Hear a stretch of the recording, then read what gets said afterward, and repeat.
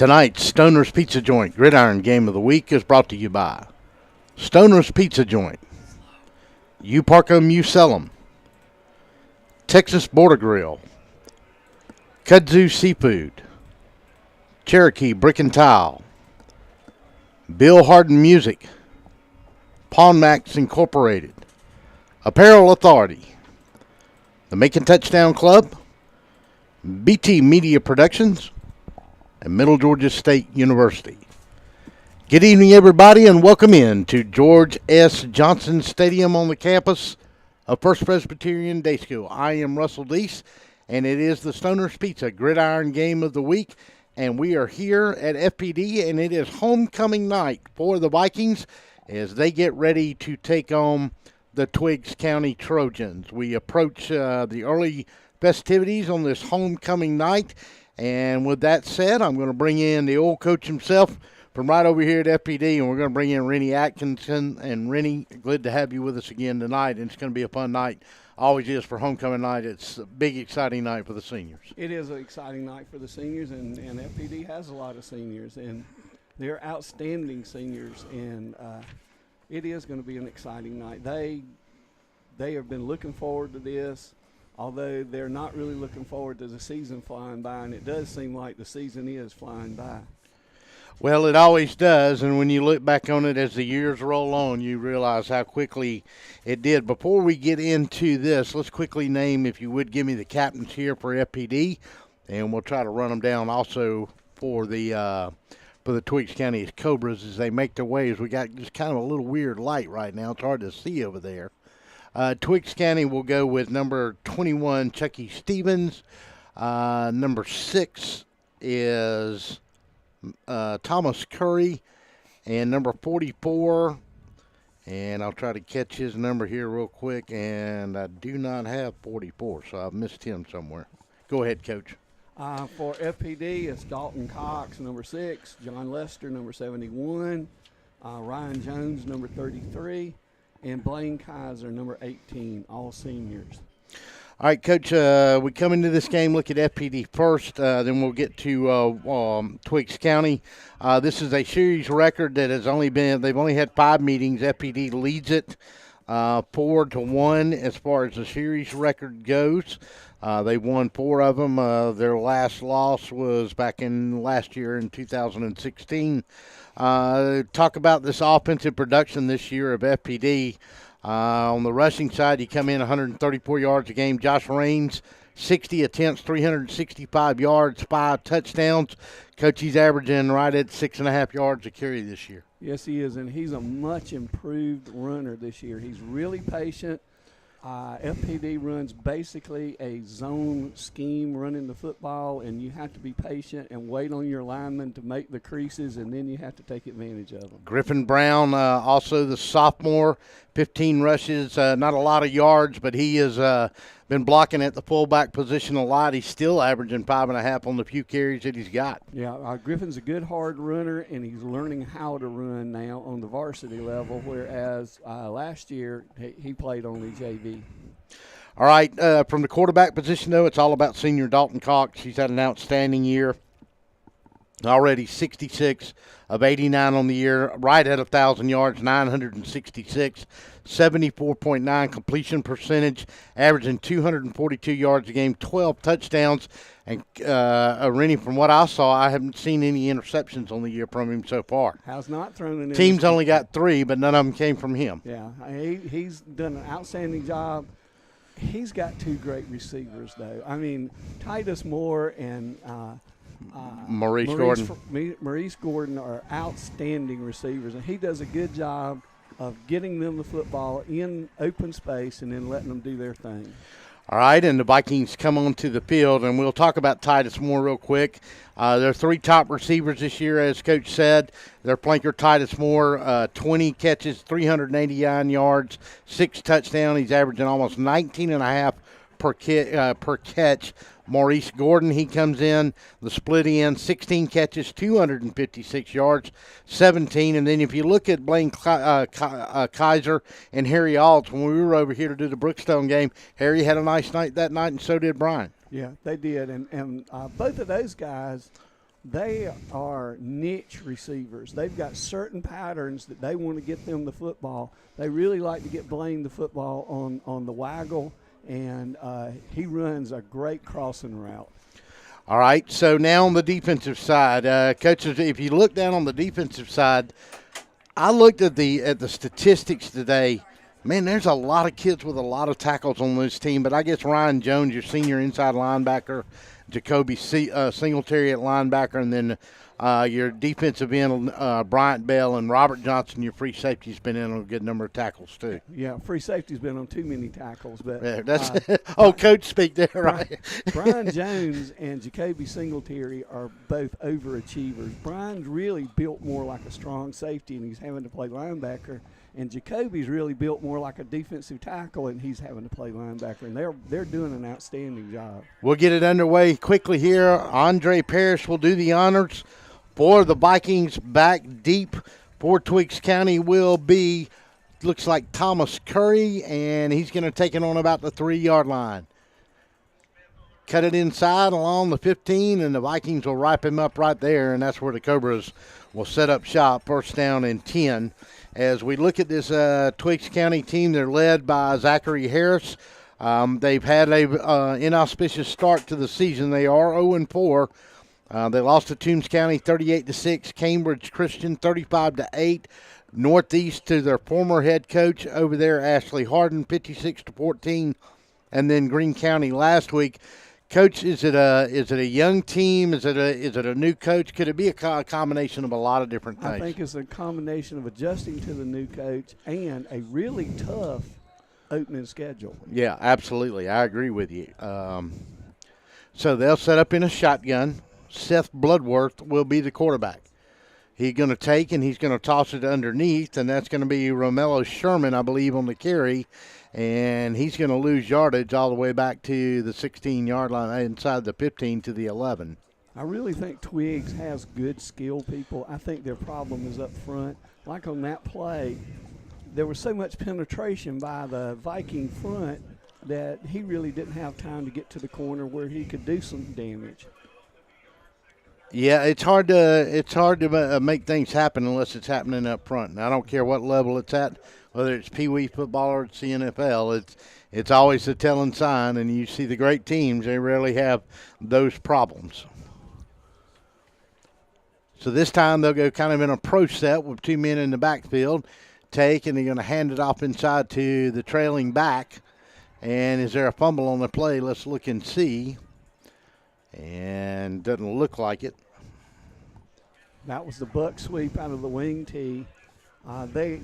Last year they were a great wing tee team under Ashley Harden, and this coach I think was on the staff last year, and most of their offense is built around the wing tee. Most of what they've done at running back, Romello Sherman has been their leading rusher, number 44. They've had Devontae Glover, number 21, James Sanders, number 15 this year. Romello Sherman will be the single setback this time behind Seth Bloodworth. They'll do wides to this side, and they'll throw it up underneath, and they'll have a receiver running, and he's going to get eaten up that time by the Vikings short of the first down. And that was Jacoby Singletary. That's the guy, defensive tackle size, who goes out there and racks him up in the flat. And that was to Tonio Smith that he threw to that time.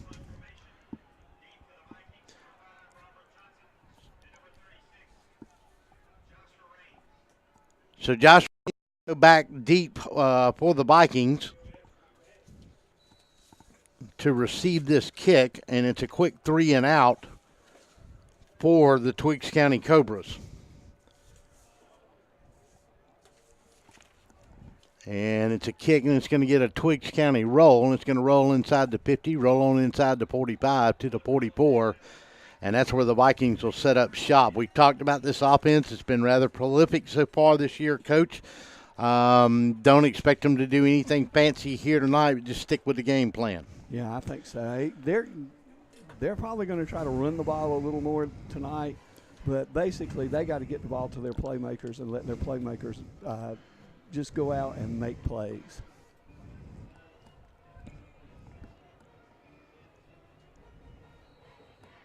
So the Vikings will set up first down and 10 along the 45-yard line. Across the front, they'll go Bill, Turley, Lester, Singletary, Wilson, and Kaiser. Wide out will be Maurice Gordon. Your flanker will be Titus Moore. Griffin Brown will be full. Josh Range will be the halfback. And Cox is going to throw on the first play, and he's got a man out there, and that's Kaiser. And he's going to pick up 9, maybe 10 big yards as a good play by Dalton Cox to wait just long enough with the pressure coming before he dumped it over to Kaiser, and that was that little waggle you were talking about. That's right. Naylor really like that, and it's really good. It's a safe pass, and it gets them 9 yards on first down. Rolls into the Cobras territory to the 46.5.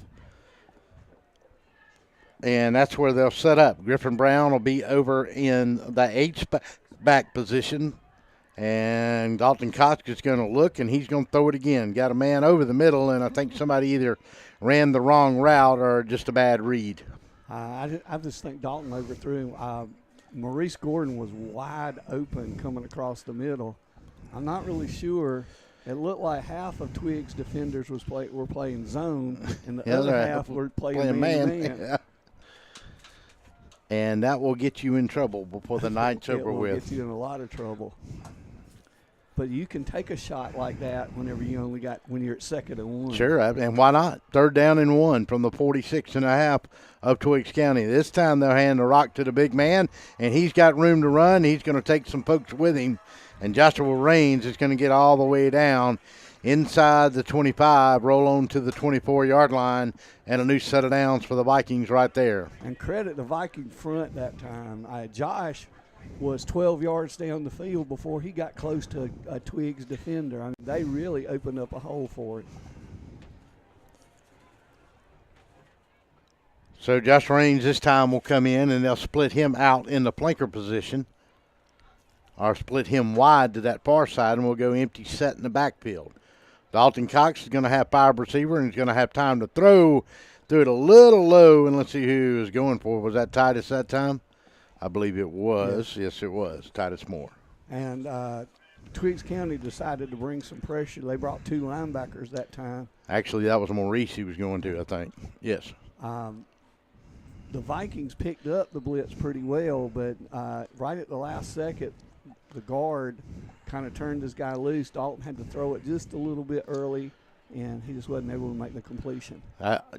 Turned him loose and made him short-armored probably a little bit in a shotgun. Take and look, going to fire it out here in the flat, and he's got a man out here, and that's going to be Maurice Gordon, and he's going to get inside the 20. Going to take half the Twiggs County team with him inside the 15, roll on into the 13-yard line, and a big, strong wide out. And he had 3 or 4 of them hanging on him and a little help from a teammate doing some blocking, and was able to get inside and get about 9 yards. Maurice is so dependable. He catches the ball. If you watch him, he catches the ball with his hands extended out from his body, and that's how you can tell a good receiver. He doesn't try to cradle it. He catches it with his hands. Yeah, and it's hard to teach if a guy don't have that instinct. That's right. And I've seen some talented guys that just wouldn't do it. All right, Cox going to roll, and he's going to have Blaine Kaiser out there in the flat, and he's got room to run. And is he going to fall in for a touchdown, or are they going to mark him down? They're going to mark him along the 3, I think, or 2. And he reached for it, and I think the defender probably saved it by knocking his foot toward the sideline and made him touch.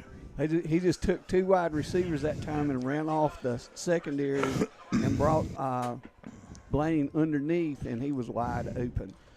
We do have some other games that we're going to keep an eye on tonight around the area, and we'll try to get you updates as we go along. But right now it's 1st and goal inside the 3-yard line, inside the 2 for the Vikings. Take, and they're going to give it to Joshua Raines, and he's going to step in there.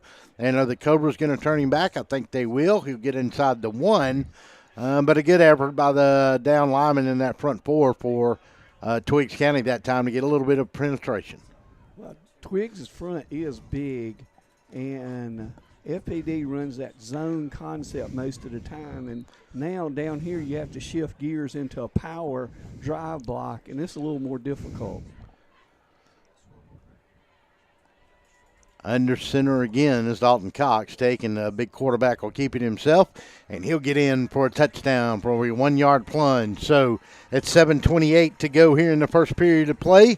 The Vikings open up with a 55-yard drive, and they put it in the end zone on a 1-yard plunge by the quarterback, and it's 6-0, and the extra point coming from Andre Parrish. Nice balance, running and throwing the football. Keeps Twiggs where they can't key on one thing, and that was a really nice drive. It was a nice drive. They mixed it up with the run and the pass. And here's the snap, the touch, the kick is up, and the kick is good. Timeout on the field. Vikings lead it 7-0. You're listening to the Stoner's Pizza Gridiron Game of the Week on DSPN Sports. We will be back.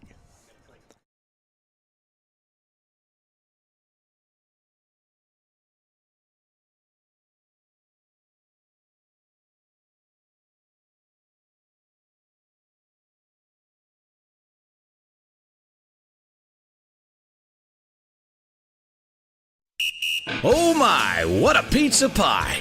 Take one bite and you'll say it too. In fact, take one bite of anything they cook at Stoner's Pizza Joint and they've got you. You'll immediately taste the difference because they make their dough daily, use only the finest cheese and top quality meats. Stoner's even cuts their vegetables fresh every day. Combine all that on the crisp crust taste of a stone oven, and in between bites you'll say, oh my, what a pizza pie! Stoner's Pizza Joint, Forsyth Road, Macon, and Houston Lake Road, Warner Robins. Planning on a holiday party with friends, family, or coworkers? Texas Border Grill's private banquet room offers seating from 5 to 55. Lunch to dinner 7 days a week. Featuring an amazing menu with aged beef, seafood, and so many other signature dishes. Texas Border Grill.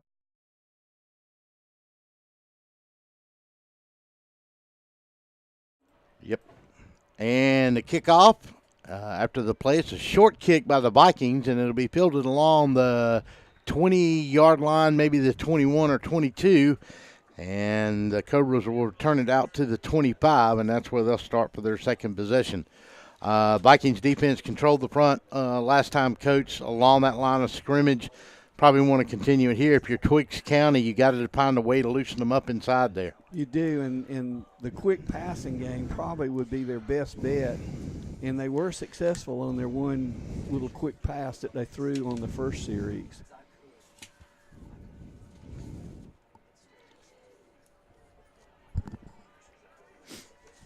They're coming out, though, in the wing tee set. Yep. Wideouts to this side. They're going to leave it, and that's going to be Romello Sherman, who's been their leading rusher this year.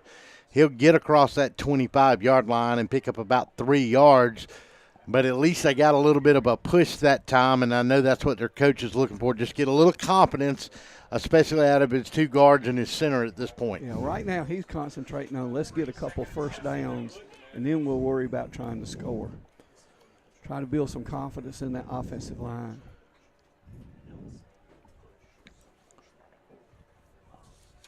Wing tee again.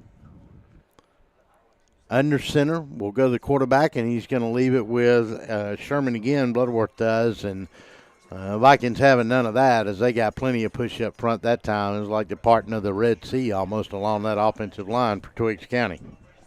John Lester played that really well. They were trying to trap John, and John did a good job of sliding down to the inside underneath the trap block and hit the B-back in the backfield.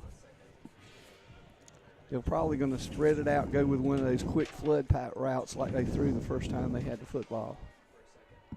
They'll check him in out, Thomas Curry, and this time to this near side they'll bring to Kendrick Quainton. Man in a slot, they'll go wide to each side with that same formation. Single setback, but this time Bloodworth will be in a shotgun. Going to flip it out here in the flat and no go as he threw it into the ground, and I'm not for sure Seth Bloodworth seems to be limping a little bit, and it's going to be 4th down and 8. Yeah, because that pass fell way short. It wasn't even close, and the receiver was open. Yeah, I'm not for sure what happened on that. He just stood up and was going to throw it in the flat. He had a lead block out here with his wideout or his slot guy if he wanted to get it to him, but he kind of bounced it about 8 yards in front of him. Yeah, and he punted the first time, and he's not out there now, so he must be hurt. Josh Range, well, he was limping off the field. There's a low snap, and the punter's going to send it kind of straight up. It's going to hit right along the 49 of FPD, take a Twiggs County roll, and it'll be down. They're going to give them right there on the 40 is where they say it touched. So once again, the Vikings are going to be in outstanding field position with 5:37 to go in this first period of play. And it's moved rather rapidly here in this first period after that sustained drive by the Vikings coach. Yeah, and the reason is they completed their passes, which keeps the clock moving. They ran the football, which keeps the clock moving. And that's really what they need to do. They need to control the clock. So this time they'll go wides to either side. One man in the slot. Joshua Range will be your lone setback with Dalton Cox in a shotgun. They'll have an H-back to this near side. Drop straight back. Got time. Now he's just going to throw it long, and he's got Titus Moore down there and going to drop it. And Coach, that was a catchable pass because he kind of had the two defensive back splits with the over-the-top coverage too far behind him. Yeah. Titus was open. He just had to throw it down the field. He got too much air underneath that one. That one needed to be a lower trajectory, harder pass about 10 yards further down the field because Titus just ran right by both the Twiggs defensive backs. Yeah, and he, as you said, probably put too much air underneath and gave him time to recover, especially the guy over the top. Dalton Cox this time will go back to the shotgun. Going to throw, and he's got Maurice Gordon, who just reached out and grabbed it, and he's got room to run. 50, 45, falling to the 41-yard line of the Cobras, and he's going to pick up about 19 big yards, and it'll be first down and 10 for the Vikings right there. And that's FPD's game right there. Get the ball to your playmakers in the open areas and then let them run with the football. You know, and then that's a good point on that play specifically because Gordon put himself in a position. He did have to reach a little bit for that ball, but once again, he was in space. Yeah. And if he can control himself once he gets it, he's going to get positive yardage. And he's a tall receiver. No kidding. Take and look again. This time throws out in the flat, and he's got a new man out here. And let's see who that is on the reception. That's Robert Johnson. Yeah, Robert Johnson on the reception that time for the Vikings. And there's a flag on the play, too. I think it's a face mask. I'm fixing to say that's probably what we got here. I think he's calling horse collar is what he's calling. Robert's a different kind of receiver. He's a smaller, faster receiver with quick feet. But, again, the same theory, get the ball to him in space and then let him make his play. Well, let's see what they call. This is taking a long time, and Twiggs County guy now just made a decline signal with his hand. Are they going to wave it off? That's exactly what they're going to do. Well, I kind of agree with that. I did not see a horse collar. Yeah, because he kind of went down forward. He may have got him here, yeah. And that's why I thought face mask, like you did, was the first call because he kind of went down like that. Titus Moore will go split to that far side. Maurice Gordon to this side. Blaine Kaiser will be your slot receiver. No, take that back. That is not going to be Blaine Kaiser. That was number 3 that time for the Vikings. And Twiggs County's intercepted. And did they gather it in? Yeah, he caught right it along the goal line. And it was intercepted. Wow. Dalton tried to fit that pass into a window that was a little too tight. And he got too much air under it, and the Twiggs County defender had plenty of time to react. Again, he got too much air under it, and it was underthrown. He's got to get the ball out there. These guys can run. And I'm trying to find my FPD roster that I thought I had the whole roster, but I do not. And I couldn't tell who that was. They were looking. Here's the one you gave me. That's it. I think there's 2 of them here. Here, you can have one too. But you know them. The bad news for Twiggs County is they're on about the 1 foot line. That was Harrison Alls he was trying to go to. All right, this time under center will go Bloodworth, and he's going to leave it with the tailback, and that's going to be Romello Sherman. And Sherman's going to get a little push and get him off the goal line and get him all the way out almost to the 9. And he did almost all of that on his own, too, because he got hit on about the 2-yard line, and the Vikings couldn't get enough bodies on him to get him down. So about a 7-yard pickup. Going to have to get really all the way out to the 11, maybe closer to the 12, or just reach that 11 to pick up a new set of downs. Yeah, and if you go back and look at the replay, that was pretty much his effort. Yeah. Good hard running by Romello Sherman. He'll be the lone setback. They'll go wides to both sides, take a man in motion from right to left. They'll pitch it underneath, and no, sir. They're going to run him down. Twiggs County's line is just giving up too much penetration for that play to work. That was Carmesville on the play, number 4. And they just could not hold out that Viking front 7. And I believe that was number 56 was the first one in there, Coach, that time. And that was Wesley Wilson. Yeah. Wesley looks what, 6'4.5", 6'5"? He's at least 6'5". I mean, he Big may kid. even be 6'6". He's a big human being. Now they'll go splits with wides to either side in the 2 slot. They won't send anybody in motion. Quarterback's going to go over the middle, and that's not going to go very far. He was trying to reach Carmesville again and just kind of led him too much. And that's going to bring up a big 4th down. And now after the good pickup on first down by Sherman, the Vikings defense have gotten a big penetration and moved the ball back to inside the 3. And now they're going to force Twiggs to punt it from deep inside their end zone, and that's going to be a difference maker. I'm just going to tell you, they give it to the big guy, and he gets 7 yards. I believe I'd give it to the big guy again and try to get a first down rather than trying to go wide. Yep. They have not been successful going wide. Because wide has not worked for you yet as of tonight. The punt's going to go straight up, and we're going to have a man touch it for FPD, and he's going to put it on the ground. And I think the Vikings may have recovered their own fumble, and they did. And let's see who came out with it there. Josh Raines looks like he comes off the pile with it. Yeah, that was Robert Johnson that muffed the punt. Yep.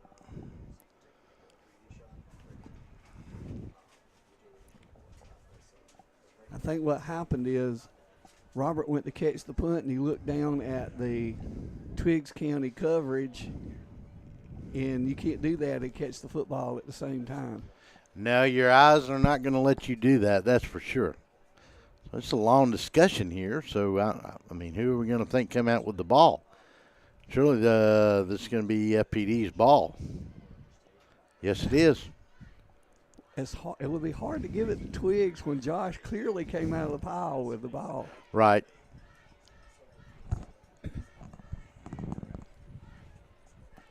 FPD needs to go ahead and stick this one into the end zone now. Yeah, they got to take advantage of this now. That was a hairy situation on the kick. They could have easily lost it. They drove it down, turned it over. Now they got their 3rd possession of the night, and they sit along the Cobras' 31-yard line. This time Cox will go under center, and he's going to do a little bootleg, and he's going to get away from no, sir, he will not. And we're going to get a flag that's going to come in late, and number 64 came in there for the Cobras, and that was Marquiseron Durham. And I think the flag was for holding. When the flag's there, 99% of the time it's a hold on the offense. Yeah, and it came from the backside too, and the play was moving away from it, and that'll drive you nuts. Well, what also drive you nuts is he got sacked, and Maurice was behind Twiggs' coverage. He had one-on-one coverage with both Maurice and Titus out on the right flank, and Maurice just ran right by his guy. Got to pull the trigger a little quicker, didn't square his feet quick enough, and probably didn't feel comfortable enough to make the throw. Right. And thought also he was going to beat the backside pressure the whole time. Young guys. I mean, I know he's a senior, but he's still a young guy, relatively speaking, as a quarterback. And I'm sure Dalton's going to be getting looks at the next level.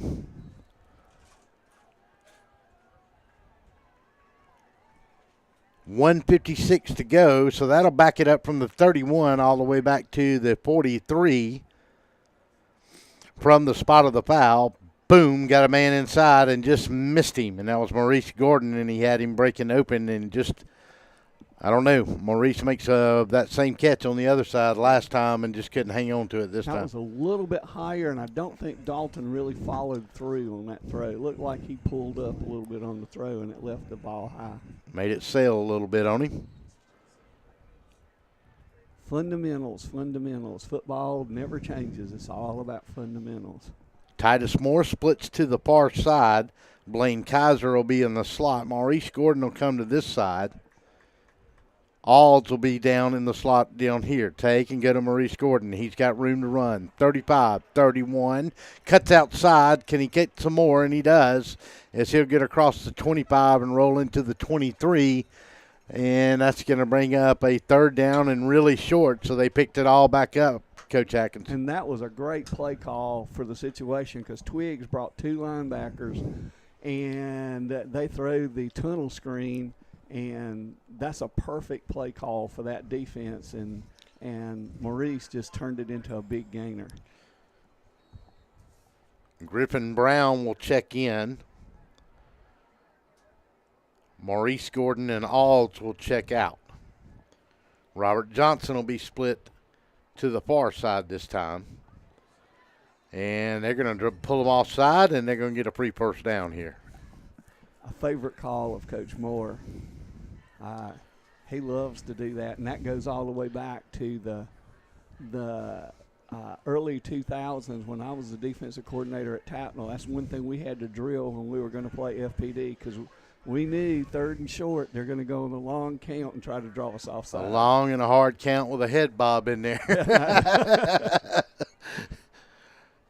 So, Titus Moore to this near side. Griffin Brown will be offset at your fullback position on a 1st and 10 play with 51 seconds to go in the first period of play. Vikings lead it 7-0, knocking on the door along the 17-yard line. This is a big drive because they can't squander this real good field position that they had to start with. Tate going to throw a fade down here to Titus Moore. Yes, sir, he's in. Touchdown. And it's a 17-yard touchdown throw from Dalton Cox to Titus Moore, and the Vikings take advantage of it, just as Coach Atkinson said they needed to do, and they have done that, Coach. That's an easy throw because Titus gets great separation. He runs a beautiful fade route. He runs at the defensive back with his first couple of steps, and then he gets wide as he goes deep, and it creates great separation. That's just how you want it done, and it's a nice, easy throw for the quarterback. Parrish will be in for the extra point. Noah Tokic will be the holder. Snap, touch, kick is up, and kick is good. Timeout on the field. Vikings lead it 14-0. We'll be back after this timeout.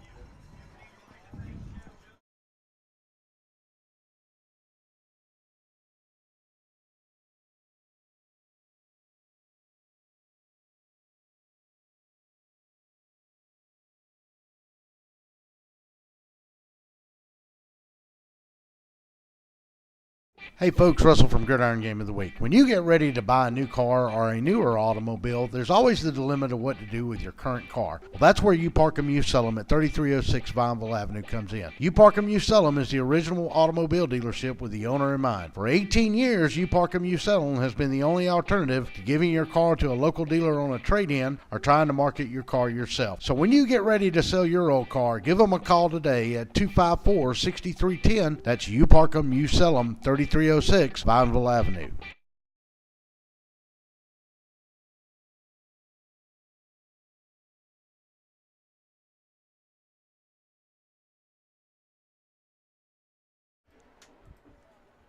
And the kickoff, and Twiggs County will take it along the 3-yard line, bring it out across the 17, maybe the 18-yard line on the return before they'll drop them right there. And it'll be first down and 10, and let's see what quarterback for the Twiggs County Trojans, Seth Bloodworth, can do. And Zachary Harris, coach, the head coach of the Cobras, got to figure something out offensively to make happen here. Hey, I would go back to the big guy. He's carried the football a couple times and got positive yards both times. One time it was 7 yards, and I just have to hand him the football. And he is talking, of course, about their leading rusher and coming into this game, Romello Sherman. And they'll bring out wide to this side, and that'll be Carnez Veal will be split, and they'll take, and the quarterback's going to keep it this time, and he's going to try to run inside, and he's not going to get much, and he's probably going to lose a yard before the Vikings hammer him down. And let's see, I think we may have a new quarterback in the game here. Let's check that.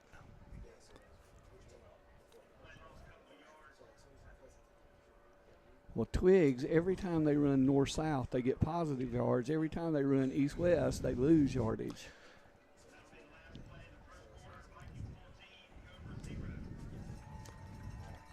And that's going to be the end of the first. Timeout as we go to the second. We'll get some scores when we come back. 14-0, Vikings lead it on homecoming night at George S. Johnson Stadium. You're listening to the Stoner's Pizza Gridiron Game of the Week on DSPN Sports. We will be back after this timeout.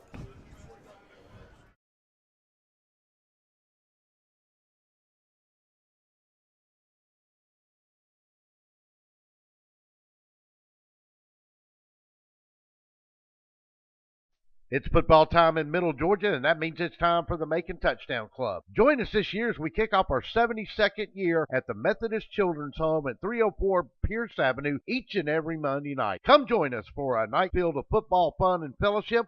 We kick it off September the 11th. The Macon Touchdown Club, honoring student athletes since 1946. To find out more, log on to MaconTouchdownClub.com.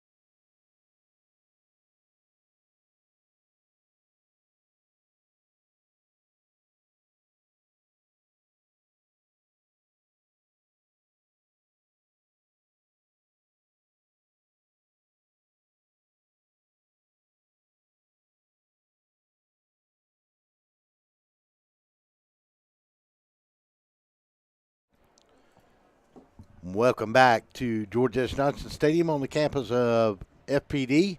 We have a new quarterback in the game. It is number 15, James Sanders. And we saw, Coach, earlier that Bloodworth was limping around, and he is now on the bench for the Cobras.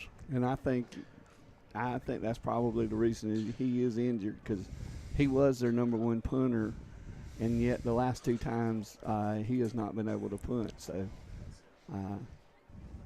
Sanders does take over the quarterbacking duties now. Single setback will be Sherman. They'll go wides to either side with a slot to the right, and a man in motion from left to right. Take, and they're going to give it to the sweep man, and that's number 7, and that's Titonio Smith. And not much room to run, and maybe get back to the line of scrimmage. And, Coach, the pressure is just still on by this Vikings defense. Yeah, they're doing a good job, and the defensive ends are really holding up and playing well. It's just beyond me why they don't try to run the ball up the middle. Some other games that we're going to keep up with you for tonight. Lee County is at Hoco. Lee County undefeated. Hampton is at undefeated Jones County. Coffee is at Warner Robins. That game may be a pretty good game. Howard opened the season there at 4-1. They're on the road against West Lions to open their region play. West Side is at Jackson. Dodge County is at Northeast. That's a big game in AA. Throw it over the middle. Oh, and had a man right in the hands as he went to Smith and couldn't reach him. He had good coverage on the backside, but potential for a big play. Hit him right in the hands. Mate should have caught that one, Coach. Yeah. And their starting quarterback was back on the field for that play, and it was a nice throw. But the Vikings really had that well covered. Oh, yeah. I just don't think throwing is their answer. Not those kind of things. The shorter passes, quicker passes, similar to what FPD runs, I think would probably be a better fit for them. Other games we're going to keep up with you. Another big crosstown rivalry here in Macon in the Single A. Stratford at Mount LaSalle's, Tattnall as at Wilkinson County. I can give you a first update of the night on that one. And Tattnall leads in that game 14-0, and that's in the first period of play. Kick is going to kind of go off the side of the foot and got a little pressure from the Vikings that time. Cobras will get a roll, but once again, FPD, when you only have to play half a field, things are going to go your way that night. I know, because they're just living with possessions at midfield. And it will pay great dividends. That's right. Always will. Even if you don't score, that gives the other team a long field to try to score.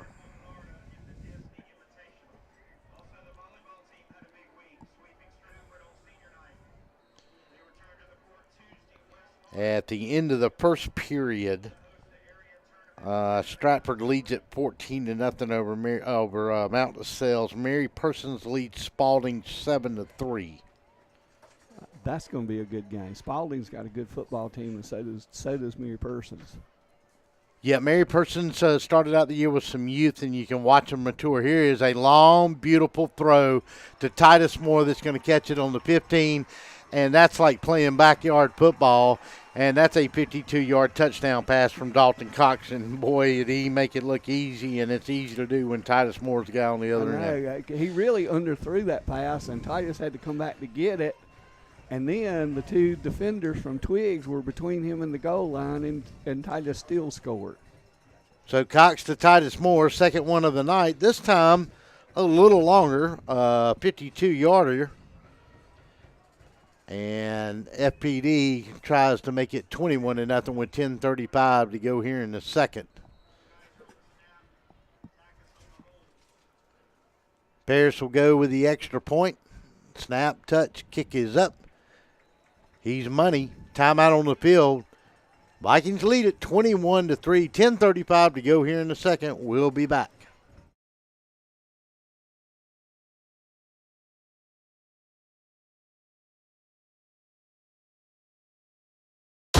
I've always wanted this. You have too. It's waiting to be unleashed. It's in all of us. You just have to find it. Greatness. It's where your dreams and passions become a reality. Greatness is where your hard work and dedication paid off. Greatness. It's shaking hands with your future. Middle Georgia State University. Find your greatness.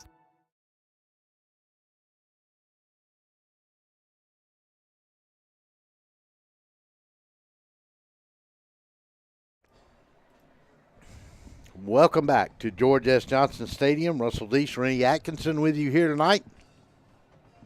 Glad to have you a part of it. We had some scores, but we'll get back to that in a minute because my phone has died or stopped working for some reason. And here's the kick, and it's going to come down along the 5-yard line, and he's going to take it outside the 10, the 15, and get across the 18 and 19. I'm not for sure Greg's idea in the kicking game tonight is instead of trying to kick it out and get no return, as good as his coverage has been, is let the guys go in and swarm and just play field position once again. Yeah, and Andre is not just kicking it deep. He's kicking it deep with height. And so they're able to cover the thing. A completely different philosophy tonight than he's used earlier in the year. So the ball will be short of the 20-yard line, and let's check and see who the quarterback's going to be this time. And we do have Seth Bloodworth back in the game for the Cobras on a 1st and 10 play with a 10:27 mark to go here in the second.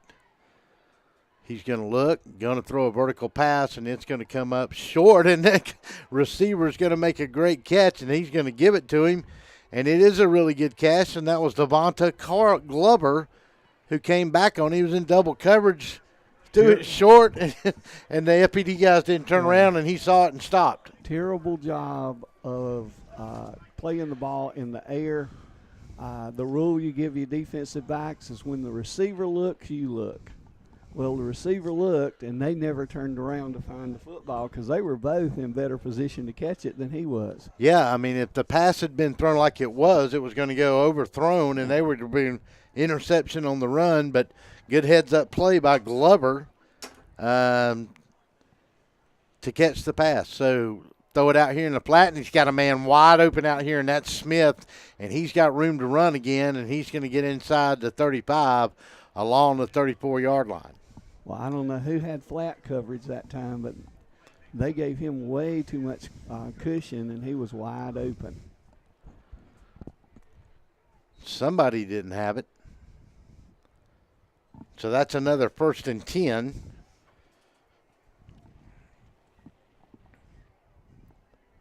Vikings better tighten up here. Houston County was up in their game 7-6. That was closing in on the end of the first as they were playing Coffee County. I expected that to be a pretty good ball game tonight. Over the middle, and it's thrown incomplete, I believe. Did he catch it? Yes, he did. They're going to give him the catch. And Antonio Smith has had a couple of good catches now. And the third quarterback in there for tonight is number no, I'm sorry. That was Seth Bloodworth on the throw. And that was a great catch. It was actually really well played by the Viking defensive back, but the great concentration by the receiver to haul that one in.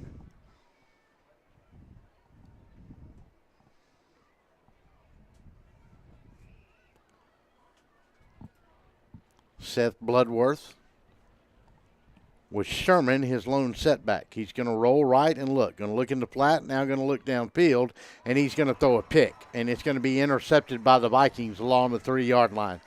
Should not have thrown that pass there. If you cannot get it to your man, throw it away where nobody catches it. You're exactly right, because his receivers were all covered, and nothing but bad things can happen when you throw it up like that. Yeah, and here's the thing. I mean, his receiver was behind the defender a little bit, but it was a flat angle, and the only way that catch is going to be made is if your receiver comes back and gets the position on the defensive back. That's one of those corner throws in the end zone. Your guy catches it or nobody catches it. And the quarterback just, he made a bad decision there.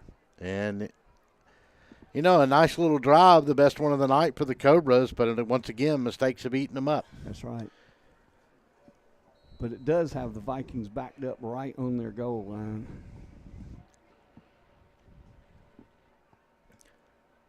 Take, and they're going to give it inside, and that time on the carry was Josh Raines, and Raines is going to get him some breathing room, and he's going to get out across the 10 to about the 11. Got to get to about the 13 to pick up a new set of downs. And that was a real good run by Josh because he had to recover because he ran into Wesley Wilson, his own man, and running into Wesley is quite formidable. Take and going to give it to Raines again, and this time he's going to get tripped up, but he's going to get across that 15-yard line or right at it when his knee touches, and that's going to be enough for a first down, and that's going to keep the drive alive and get them really out of the shadow of their goal post and give them some breathing room. That's a really big first down because you got to get away from that goal line and the threat of a safety.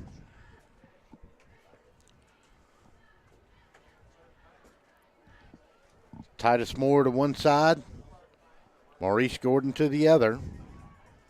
Blaine Kaiser will be your slot, or is that Harry Alls? We'll check it and see. I believe that's Alls, but they'll leave it underneath. And they'll go to the running back, and that is Josh Raines, and Raines is going to get across. And I believe that might have been Robert Johnson that time, Craig. That was Robert. Yeah, Robert Johnson. So he's going to go from the 15 and get to the 22, just a little short of 7 yards, because I think they were a little above the 15 on the original mark. Robert's a lot different runner than Josh. He's faster and has really quick feet. This time they'll go trips to the right. They'll line their slot back out to that side as well. They're going to flood that zone over there. Going to throw it underneath, and he has got his man, Titus Moore, and he's going to get outside the 40 and roll on into the 42-yard line, maybe the 43 before they'll bring him down. But that's enough for a 20-yard pickup. We'll call it 19, but it's a new first down for the Vikings. That was a nice play. They well-designed play. They flooded. Twiggs is trying to play a cover 3. They flooded the zone with 4 receivers, and they let Titus pick out the dead spot, and he settled into the dead spot, and Dalton made a nice read and a nice throw. Real crisp pass there, about as flat and straight as an arrow as you want to get it. Dalton Cox under center, this time out of the I formation. Going to leave it with the fullback up front, and that's going to be Griffin Brown. He'll get from the 43 to the 46, pick up 3. Vikings trying to strike again here before the end of the half with the 6:40 mark of the second period. They lead it 21-0 after turning away the Cobras with a big interception down on their own 3-yard line to stem the drive. Stay in an I formation this time. They'll go with the fullback again. Nope. Dalton Cox keeps it. Got room to run. Ran over a man at the 40. Got to the 35, maybe the 34-yard line. And good hard running. That was a good read on the belly play that time by Dalton. That was an excellent read, and he fooled me because I was watching the fullback. I thought he had given it to Griffin Brown, but it was a nice read. Dalton is not a out-and-out speedster, but neither is he really slow. Right. And he's also kind of slithery, and he kind of just worked his way through the gaps and got the ball down the field. First down and 10, ball rests along the 35. Cox will go back in the shotgun at this time, and the ball's going to run back to him. And maybe we got a false start here, or do we have an encroachment?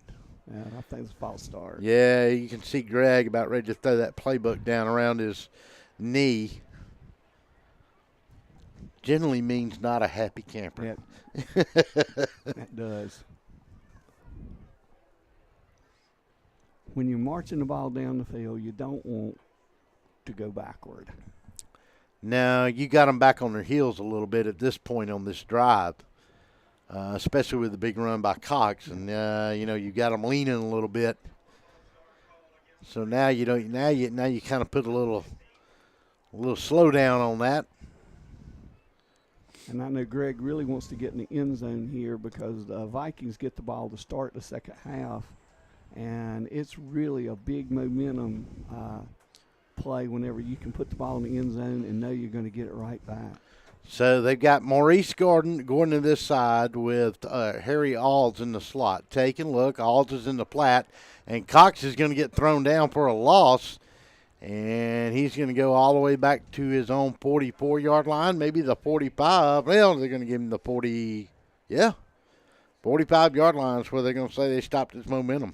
And that's Mark Suri in Durham again, and that's about his third sack of the night. Yep. And Blaine Kaiser was blocking on him, and he just took Blaine and pushed him out of the way and made the sack. Well, as you said earlier, Coach, they've got pretty good size along that front line, and they're running that 4-3, and they're really actually back bringing those two up as defensive ends on the side, but I can't believe it. Somebody's not running a 3-4. That's unbelievable. In a shotgun. Dalton Cox going to throw it in the flat, got a man underneath, and he's got a screen pass, and he's got room to run. And on a second down and 18 play, he's going to get about 17 of them back and roll into the 26, 27-yard line. He's got to get to that 25 to keep the drive alive, and he's awfully close at this point with 4:23 to go in the period. And that's the second time that FPD has caught Twiggs in a blitz and had the screen called and burned them with the screen. Josh Raines on the screen pass, and once he gets his hands on it, he's a dangerous man.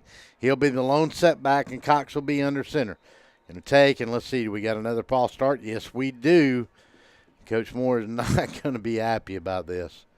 Well, they're shooting themselves in the foot here on this drive. The second time they've been inside this 30-yard line now, only to back up. I'm sure at halftime they're going to get that straight. I've been in a few of those conferences. Let me talk to you for a second. Can I borrow you? And we're going to get a timeout, and Twiggs County is going to call it, and we're going to take one with them. 21-0, 3:56 to go. We'll be back to finish up the second quarter after this.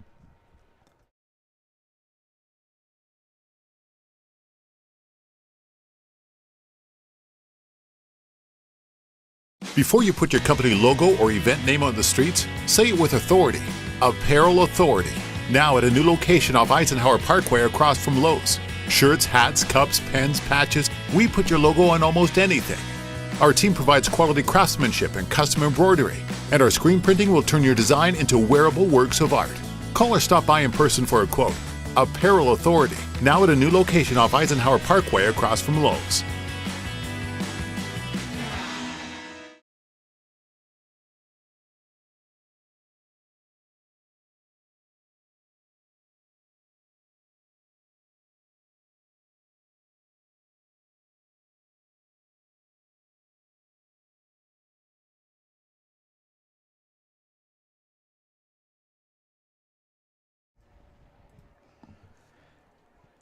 Well, on a third down and less than 2 after the false start, it really becomes third down and 8 here.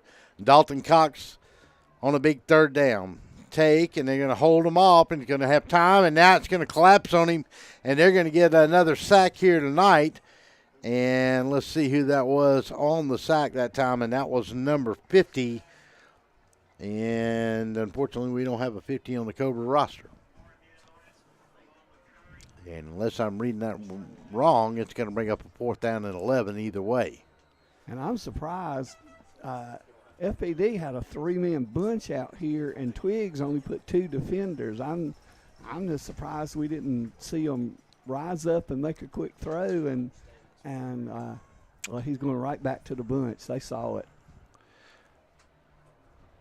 You're right, and you've got over-the-top coverage. They're confused, and they will get a big play out of this as they play their cards right. And there he is, and he threw an interception along the 21 and coming back the other way, and he's going to get taken out of bounds, and that's number 4 on the reception, Carnesville.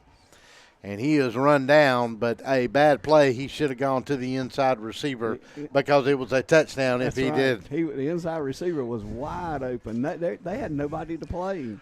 Now, you're right. Coach, you called it perfectly. They went to that bunch, and they only had 2 men to cover, and the safety over the top went the other way. And if he splits that seam receiver, it's a touchdown. That's a big play for Twiggs. That's a momentum play for them. And Twiggs would like nothing more than to get something going here, as they have not been able to offensively except on that last drive. Quainton will go to that far side. They'll have Seth Bloodworth, and the single setback will be Romello Sherman. Wides to either side, one slot. He's going to throw it out there, and he's got a man in the flat, and that's Smith, and he's got a little room to run. And let's see, they're going to knock him out inside the Vikings territory along the 48. So he's going to pick up close to 4.5, maybe just shy of 5 yards, and we'll call it 4.5. And it's going to bring up a second down, and let's call it 6. Vikings played that really well. They really rallied to the football on the throw, and they're still giving them an awful lot of cushion over there in the flat. Quainton still goes to that far side. They'll go slot to that side as well. Take and go to Sherman, and he's got room to run. And the big fella gets all the way to the 40 and picks up a new set of downs. He'll pick up almost 9 on the play, almost 10, just inside the 41, almost nose into the football to the 40. 2 minutes and 39 seconds. That stops the clock while they set the chains.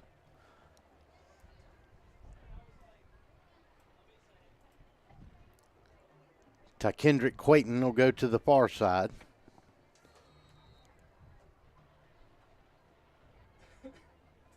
Bloodworth will be in a shotgun this time. Take and roll, throws out in the flat, and he's got a man out there again. I believe that's Quayton. And he does, and Vikings handle it pretty well, but not till he picks up about 6 yards on the play. And giving them a lot of cushion there, Coach, and I'm not for sure why they're giving so much cushion. It seems to me, though, as the defensive backs have equal or common speed with the wideouts for Twiggs. I agree. I think they need to tighten up their coverage because they can't continually let Twiggs get 6 and 7 yards all the way down the field. Second down, and we'll call it a long 3 at best, and we'll get a flag this time, and we'll get a timeout this time from Coach Zachary Harris. 30-second timeout. We'll take one with him. 1:46 to go. We'll come back and finish the first half right after this.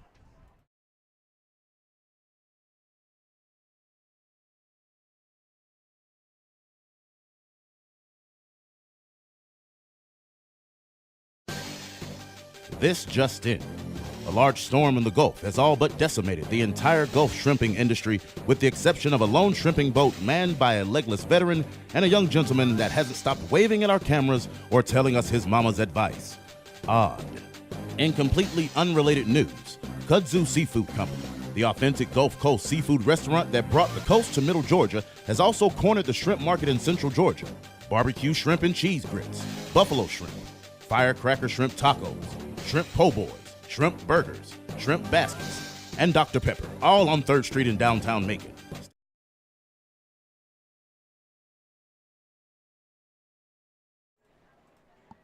Welcome back to the campus of FPD here at George S. Johnson Stadium. Russell Deese and Rennie Atkinson with you. It's 21-0 lead, but the Cobras have got a big turnover on an interception and are trying to mount a little bit of a drive here, trying to get it into the end zone before this half leads. And, Rennie, this is a big 2nd down and 3 now. They started to mount a little bit of a drive here. Quarterback's going to take and leave it with his big running back, and he's going to fall in, and the Vikings are this time going to cover it up pretty well, and he's going to get back to the line of scrimmage, and that's all that's going to be there for Romello Sherman. And that's a good play for the Vikings because it doesn't stop the clock, keeps the clock rolling, puts a little bit more pressure on Twiggs. And FPD has called a timeout here now, hoping to get the football back. Let's see. We'll take a 15-second timeout. Let's go, or take a 30-second, and we'll be right back.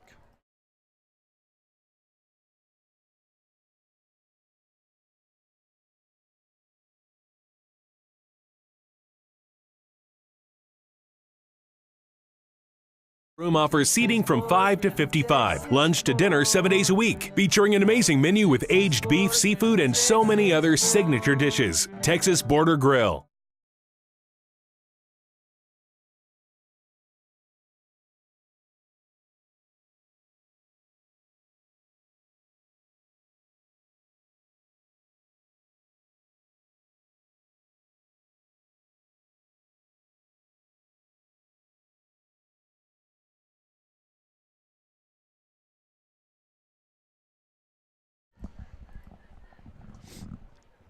Welcome back to George S. Johnson Stadium here on the campus of First Presbyterian Day School. It's a Stoner's Pizza Gridiron Game of the Week on DSBNSports.com, Facebook at DSBN Sports, and YouTube Live at DSBN Sports. We'd love for you to subscribe to our YouTube channel. Bloodworth in a shotgun. Over the middle, tipped. Oh, and it's intercepted by Robert Johnson sitting on the ground. And a late flag comes in, and I don't know if I saw anything here, Rennie. Let's look at the replay as we got it coming up here.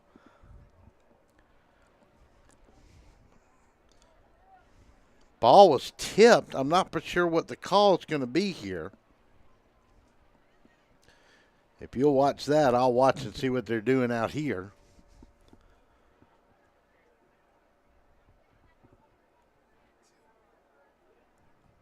I don't see anything. I did not see a thing. And all bets are off when the ball is tipped. Yeah, and let's see. Well, we get it. Let's go. I looked at that, and I mean, the only thing I can figure was there a hold by the secondary by Robert Johnson down here before we saw that frame. That's the only thing I could think of. No flag. They're going to wave it off, and there is not a flag. The ball was tipped. Actually, two FPD Vikings got a hand on that, and so the Vikings get a turnover and stop that drive with 1:17. So Greg Moore can't be happy with the last drive. Do you try to put it on the ground here, Coach, or do you want to go one more lightning strike if you can? Me, I'll just run the clock out. Greg Moore, he's going down the field. Yeah, he's probably going down the field. He's going to take one more shot. We know that. So first down and 10, 1:17, 21-0. Vikings have all 3 timeouts, so that is important. Well, they should only have 2, I believe. I thought they called. Yeah, they do. They got 2. Twiggs. They're saying Twiggs has got 3, but that ain't correct either. Yeah. They called a timeout as well. So Dalton Cox in the shotgun. Throws it out, and he bounces it out in the flat. And that one's incomplete. Again, fundamentals. He never set the ball in his hand. He just kind of caught it, tried to catch it, and throw it in the same motion. Now, I know he's getting pressure. Somebody missed a block up front, and the Twiggs defensive tackle was bearing down on him, but you just got to take your time and make that throw, and if the guy hits you, he hits you. Harry Alls will come out to this side with Maurice Gordon. Titus Moore will be the flanker on the other side. Blaine Kaiser out there as well. They'll go empty set here. Robert Johnson at the top of the screen. Take and throws it underneath. And he's got a man with room to run, and he's got room to run if you get a block. Got one, can't get the second one. And that was Titus Moore, and he's going to get all the way to the 40-yard line. Almost looked like he was going to break that one, Coach. Yeah, that was a nice call, though, because Twiggs, again, was coming with a blitz. The front, the FPD front did a great job picking up the blitz. But when you blitz, you leave that underneath zone wide open, and that's where Titus caught the football. And then, again, you get Titus in space. He's tough. Titus needs to learn, though, all that running around, you're using up time, and it might just be better to get the first down and get on the ground. Dalton Cox is about to go down again for his 3rd sack of the night. And there was a big man that got his hand in there, and I'm not for sure who he was, but he wrapped him up awful quick. And there's a little bit of a war of words going on, and that was number 33, and that was Jadeldrick Stevens on the tackle. And let's see, is this official timeout, or we got a FPD called the timeout. Yeah, they did. Let me see quickly if I can look up some other scores for you here. See if I've got anything.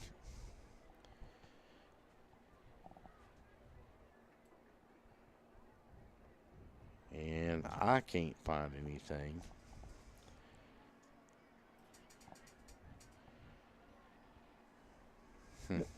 It looks a little like Dalton has let those interceptions get in his head because he had receivers open, but he hesitated to throw the football that time, and that's the reason they were able to get the sack. He's just got to let it. I mean, interceptions happen. You just got to let the ball go. Yep. Just held that one too long, but I don't know if he held that long. They got really good pressure up front that time. But the pocket did seem to collapse on him, and it is as though he didn't feel like he had time to go through his progression. Ball at the 42-yard line. And let's see, the end of the 3rd period, Stratford leads Mount DeSales 10-7. That's a little bit of a struggle over there. Kind of surprised a little bit at that score. Really surprised. Coach Keith Hatcher's got them come to play, and they have flat out blitzing FPD now, and there's another big sack, and it's another 10-yard loss. And let's see who got in there that time. And 16 seconds to go here in the half. That, I'm sorry, that's the incorrect score. So never mind about that one. All right, so the Vikings are going to head to the locker room with that one, and they lead it 21-0.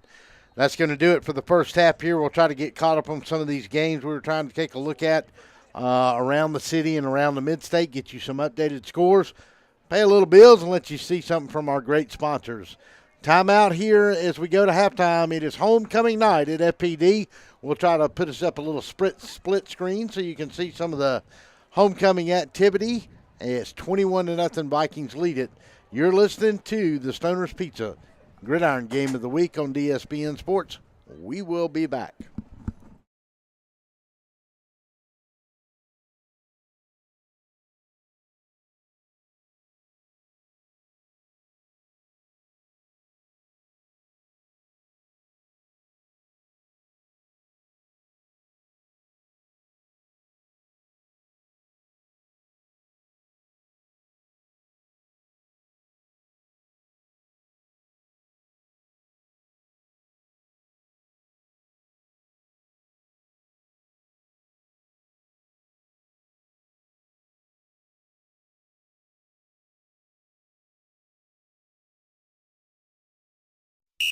Oh my, what a pizza pie! Take one bite and you'll say it too. In fact, take one bite of anything they cook at Stoner's Pizza Joint and they've got you. You'll immediately taste the difference because they make their dough daily, use only the finest cheese and top quality meats. Stoner's even cuts their vegetables fresh every day. Combine all that on the crisp crust taste of a stone oven, and in between bites you'll say, oh my, what a pizza pie! Stoner's Pizza Joint, Forsyth Road, Macon, and Houston Lake Road, Warner Robins. Planning on a holiday party with friends, family, or coworkers? Texas Border Grill's private banquet room offers seating from 5 to 55. Lunch to dinner 7 days a week. Featuring an amazing menu with aged beef, seafood, and so many other signature dishes. Texas Border Grill. Hey folks, Russell from Gridiron Game of the Week. When you get ready to buy a new car or a newer automobile, there's always the dilemma of what to do with your current car. Well, that's where You Park 'Em, You Sell 'Em at 3306 Vineville Avenue comes in. You Park 'Em, You Sell 'Em is the original automobile dealership with the owner in mind. For 18 years, You Park 'Em, You Sell 'Em has been the only alternative to giving your car to a local dealer on a trade-in or trying to market your car yourself. So when you get ready to sell your old car, give them a call today at 254-6310. That's You Park 'Em, You Sell 'Em, 3306 Vineville Avenue. It's football time in Middle Georgia, and that means it's time for the Macon Touchdown Club. Join us this year as we kick off our 72nd year at the Methodist Children's Home at 304 Pierce Avenue each and every Monday night. Come join us for a night filled of football fun and fellowship. We kick it off September the 11th. The Macon Touchdown Club, honoring student athletes since 1946. To find out more, log on to MaconTouchdownClub.com. Hey folks, it's Russell from Gridiron Game of the Week. You know, there comes a time when we all start to look for a brand new or even a newer automobile, and as a consumer, your choices have always been limited as to where to shop, and secondly, what to do with your current car. Take it to the local dealer and trade it in for wholesale, ride around town with that ugly for sale sign in the back window, or park it in your driveway and hope somebody stops by and they're really there to look at your car. Well, that's where the fine folks at You Park 'Em, You Sell 'Em at 3306 Vineville Avenue in Macon come in. You Park 'Em, You Sell 'Em is the original automobile dealership with the owner in mind. For almost 18 years, You Park 'Em, You Sell 'Em has been the alternative to giving your car away to the local dealer on a trade-in or trying to market the car yourself. The professional staff at You Park 'Em, You Sell 'Em has 35 years of experience in the automobile industry, and they're there solely to help you through the process of selling or buying your next car. If you have a car and you're ready to sell it, let the folks at You Park 'Em, You Sell 'Em show you how to maximize your vehicle's marketing and financial potential today. You Park 'Em, You Sell 'Em, the car lot for you. Remember folks, don't just park it, sell it. Give them a call today, 478-254-6310. That's You Park 'Em, You Sell 'Em. Before you put your company logo or event name on the streets, say it with authority. Apparel Authority. Now at a new location off Eisenhower Parkway across from Lowe's. Shirts, hats, cups, pens, patches, we put your logo on almost anything. Our team provides quality craftsmanship and custom embroidery, and our screen printing will turn your design into wearable works of art. Call or stop by in person for a quote. Apparel Authority, now at a new location off Eisenhower Parkway across from Lowe's. This just in.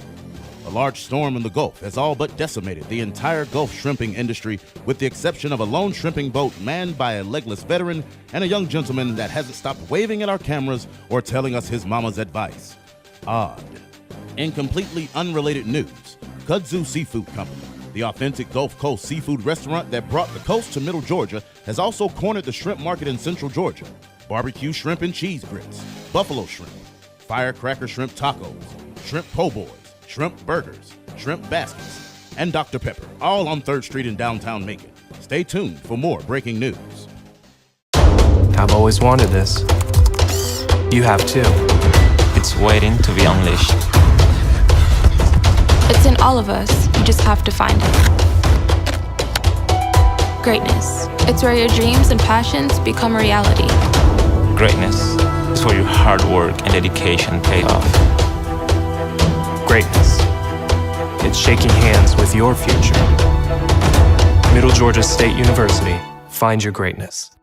The Macon Touchdown Club continues its 72nd season on Monday, October the 2nd at the Methodist Children's Home located on Pierce Avenue right here in Macon. It's Georgia Tech night, and we welcome to town the head coach of the Yellow Jackets, Paul Johnson. Our program begins at 6:30 with dinner, and our presentation soon to follow. We'll shine a spotlight on our local high school of the week and honor our back, linemen, and special teams players as well. So join us Monday night, October the 2nd at the Macon Touchdown Club. For more information, log on to MaconTouchdownClub.com. Oh my, what a pizza pie! Take one bite and you'll say it too. In fact, take one bite of anything they cook at Stoner's Pizza Joint and they've got you. You'll immediately taste the difference because they make their dough daily, use only the finest cheese and top quality meats. Stoner's even cuts their vegetables fresh every day. Combine all that on the crisp crust taste of a stone oven, and in between bites you'll say, oh my, what a pizza pie! Stoner's Pizza Joint, Forsyth Road, Macon, and Houston Lake Road, Warner Robins. Planning on a holiday party with friends, family, or coworkers? Texas Border Grill's private banquet room offers seating from 5 to 55. Lunch to dinner 7 days a week. Featuring an amazing menu with aged beef, seafood, and so many other signature dishes. Texas Border Grill. Hey folks, Russell from Gridiron Game of the Week. When you get ready to buy a new car or a newer automobile, there's always the dilemma of what to do with your current car. Well, that's where You Park 'Em, You Sell 'Em at 3306 Vineville Avenue comes in. You Park 'Em, You Sell 'Em is the original automobile dealership with the owner in mind. For 18 years, You Park 'Em, You Sell 'Em has been the only alternative to giving your car to a local dealer on a trade-in or trying to market your car yourself. So when you get ready to sell your old car, give them a call today at 254-6310. That's You Park 'Em, You Sell 'Em, 3306 Vineville Avenue. It's football time in Middle Georgia, and that means it's time for the Macon Touchdown Club. Join us this year as we kick off our 72nd year at the Methodist Children's Home at 304 Pierce Avenue each and every Monday night. Come join us for a night filled of football fun and fellowship. We kick it off September the 11th. The Macon Touchdown Club, honoring student athletes since 1946. To find out more, log on to MaconTouchdownClub.com. Hey folks, it's Russell from Gridiron Game of the Week. You know, there comes a time when we all start to look for a brand new or even a newer automobile, and as a consumer, your choices have always been limited as to where to shop, and secondly, what to do with your current car. Take it to the local dealer and trade it in for wholesale, ride around town with that ugly for sale sign in the back window, or park it in your driveway and hope somebody stops by and they're really there to look at your car. Well, that's where the fine folks at You Park 'Em, You Sell 'Em at 3306 Vineville Avenue in Macon come in. You Park 'Em, You Sell 'Em is the original automobile dealership with the owner in mind. For almost 18 years, You Park 'Em, You Sell 'Em has been the alternative to giving your car away to the local dealer on a trade-in or trying to market the car yourself. The professional staff at You Park 'Em, You Sell 'Em has 35 years of experience in the automobile industry, and they're there solely to help you through the process of selling or buying your next car. If you have a car and you're ready to sell it, let the folks at You Park 'Em, You Sell 'Em show you how to maximize your vehicle's marketing and financial potential today. You Park 'Em, You Sell 'Em, the car lot for you. Remember folks, don't just park it, sell it. Give them a call today, 478-254-6310. That's You Park 'Em, You Sell 'Em. Before you put your company logo or event name on the streets, say it with authority. Apparel Authority, now at a new location off Eisenhower Parkway across from Lowe's. Shirts, hats, cups, pens, patches, we put your logo on almost anything. Our team provides quality craftsmanship and custom embroidery, and our screen printing will turn your design into wearable works of art. Call or stop by in person for a quote. Apparel Authority, now at a new location off Eisenhower Parkway across from Lowe's. This just in. A large storm in the Gulf has all but decimated the entire Gulf shrimping industry, with the exception of a lone shrimping boat manned by a legless veteran and a young gentleman that hasn't stopped waving at our cameras or telling us his mama's advice. Odd. In completely unrelated news, Kudzu Seafood Company, the authentic Gulf Coast seafood restaurant that brought the coast to Middle Georgia, has also cornered the shrimp market in Central Georgia. Barbecue shrimp and cheese grits, buffalo shrimp, firecracker shrimp tacos, shrimp po' boys, shrimp burgers, shrimp baskets, and Dr. Pepper, all on 3rd Street in downtown Macon. Stay tuned for more breaking news. I've always wanted this. You have too. It's waiting to be unleashed. It's in all of us. You just have to find it. Greatness. It's where your dreams and passions become a reality. Greatness is where your hard work and dedication pay off. Greatness. It's shaking hands with your future. Middle Georgia State University. Find your greatness. The Macon Touchdown Club continues its 72nd season on Monday, October the 2nd at the Methodist Children's Home located on Pierce Avenue right here in Macon. It's Georgia Tech night, and we welcome to town the head coach of the Yellow Jackets, Paul Johnson. Our program begins at 6:30 with dinner, and our presentation soon to follow. We'll shine a spotlight on our local high school of the week and honor our back linemen and special teams players as well. So join us Monday night, October the 2nd at the Macon Touchdown Club. For more information, log on to MaconTouchdownClub.com. Oh my, what a pizza pie! Take one bite and you'll say it too. In fact, take one bite of anything they cook at Stoner's Pizza Joint and they've got you. You'll immediately taste the difference because they make their dough daily, use only the finest cheese and top quality meats. Stoner's even cuts their vegetables fresh every day. Combine all that on the crisp crust taste of a stone oven, and in between bites you'll say, oh my, what a pizza pie! Stoner's Pizza Joint, Forsyth Road, Macon, and Houston Lake Road, Warner Robins. Planning on a holiday party with friends, family, or coworkers? Texas Border Grill's private banquet room offers seating from 5 to 55. Lunch to dinner 7 days a week. Featuring an amazing menu with aged beef, seafood, and so many other signature dishes. Texas Border Grill. Hey folks, Russell from Gridiron Game of the Week. When you get ready to buy a new car or a newer automobile, there's always the dilemma of what to do with your current car. Well, that's where You Park 'Em, You Sell 'Em at 3306 Vineville Avenue comes in. You Park 'Em, You Sell 'Em is the original automobile dealership with the owner in mind. For 18 years, You Park 'Em, You Sell 'Em has been the only alternative to giving your car to a local dealer on a trade-in or trying to market your car yourself. So when you get ready to sell your old car, give them a call today at 254-6310. That's You Park 'Em, You Sell 'Em, 3306 Vineville Avenue. It's football time in Middle Georgia, and that means it's time for the Macon Touchdown Club. Join us this year as we kick off our 72nd year at the Methodist Children's Home at 304 Pierce Avenue each and every Monday night. Come join us for a night filled of football fun and fellowship. We kick it off September the 11th. The Macon Touchdown Club, honoring student athletes since 1946. To find out more, log on to MaconTouchdownClub.com.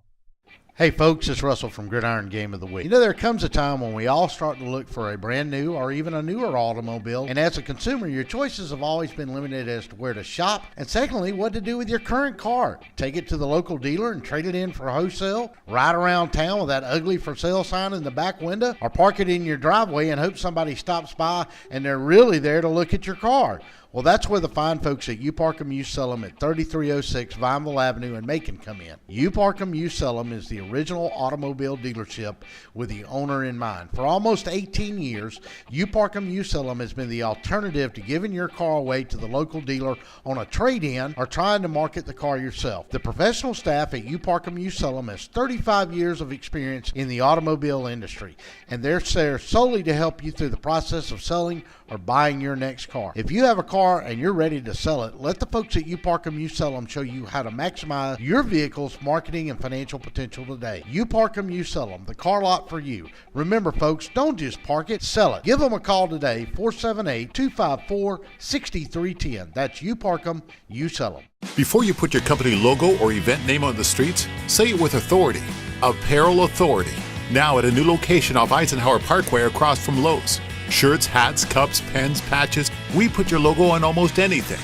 Our team provides quality craftsmanship and custom embroidery, and our screen printing will turn your design into wearable works of art. Call or stop by in person for a quote. Apparel Authority, now at a new location off Eisenhower Parkway across from Lowe's.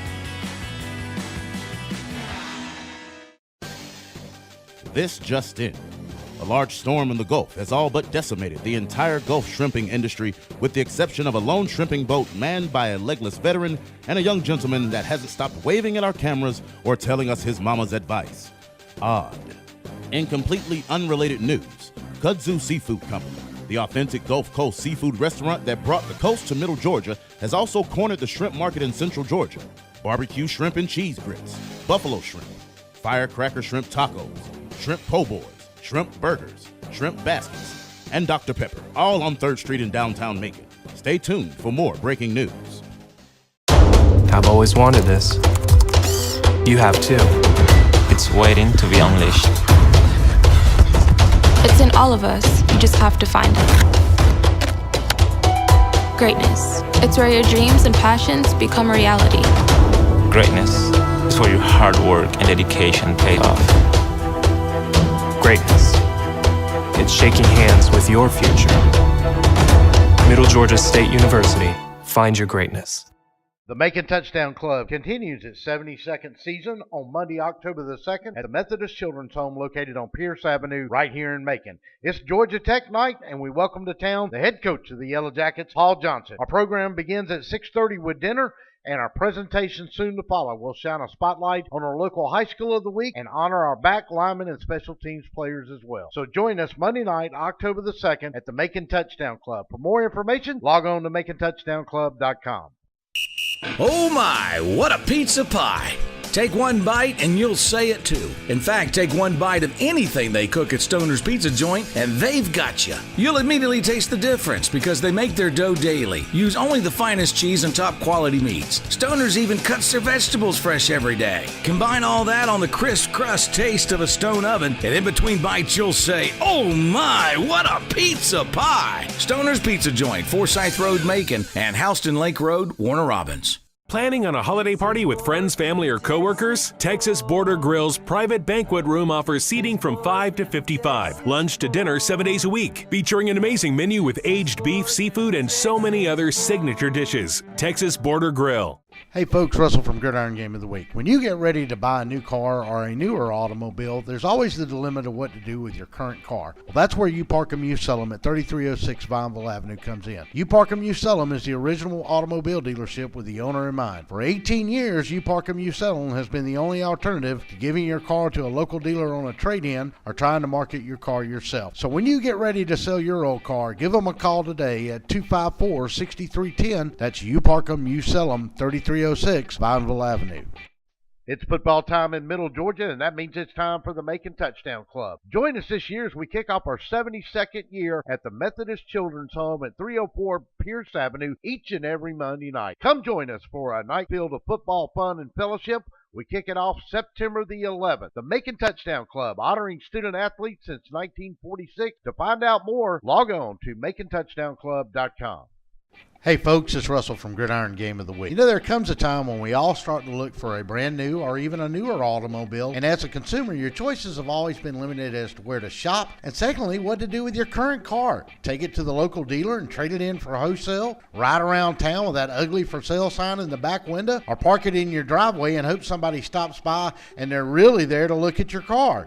Well, that's where the fine folks at You Park 'Em, You Sell 'Em at 3306 Vineville Avenue in Macon come in. You Park 'Em, You Sell 'Em is the original automobile dealership with the owner in mind. For almost 18 years, You Park 'Em, You Sell 'Em has been the alternative to giving your car away to the local dealer on a trade-in or trying to market the car yourself. The professional staff at You Park 'Em, You Sell 'Em has 35 years of experience in the automobile industry, and they're there solely to help you through the process of selling or buying your next car. If you have a car and you're ready to sell it, let the folks at You Park 'Em, You Sell 'Em show you how to maximize your vehicle's marketing and financial potential today. You Park 'Em, You Sell 'Em, the car lot for you. Remember folks, don't just park it, sell it. Give them a call today, 478-254-6310. That's You Park 'Em, You Sell 'Em.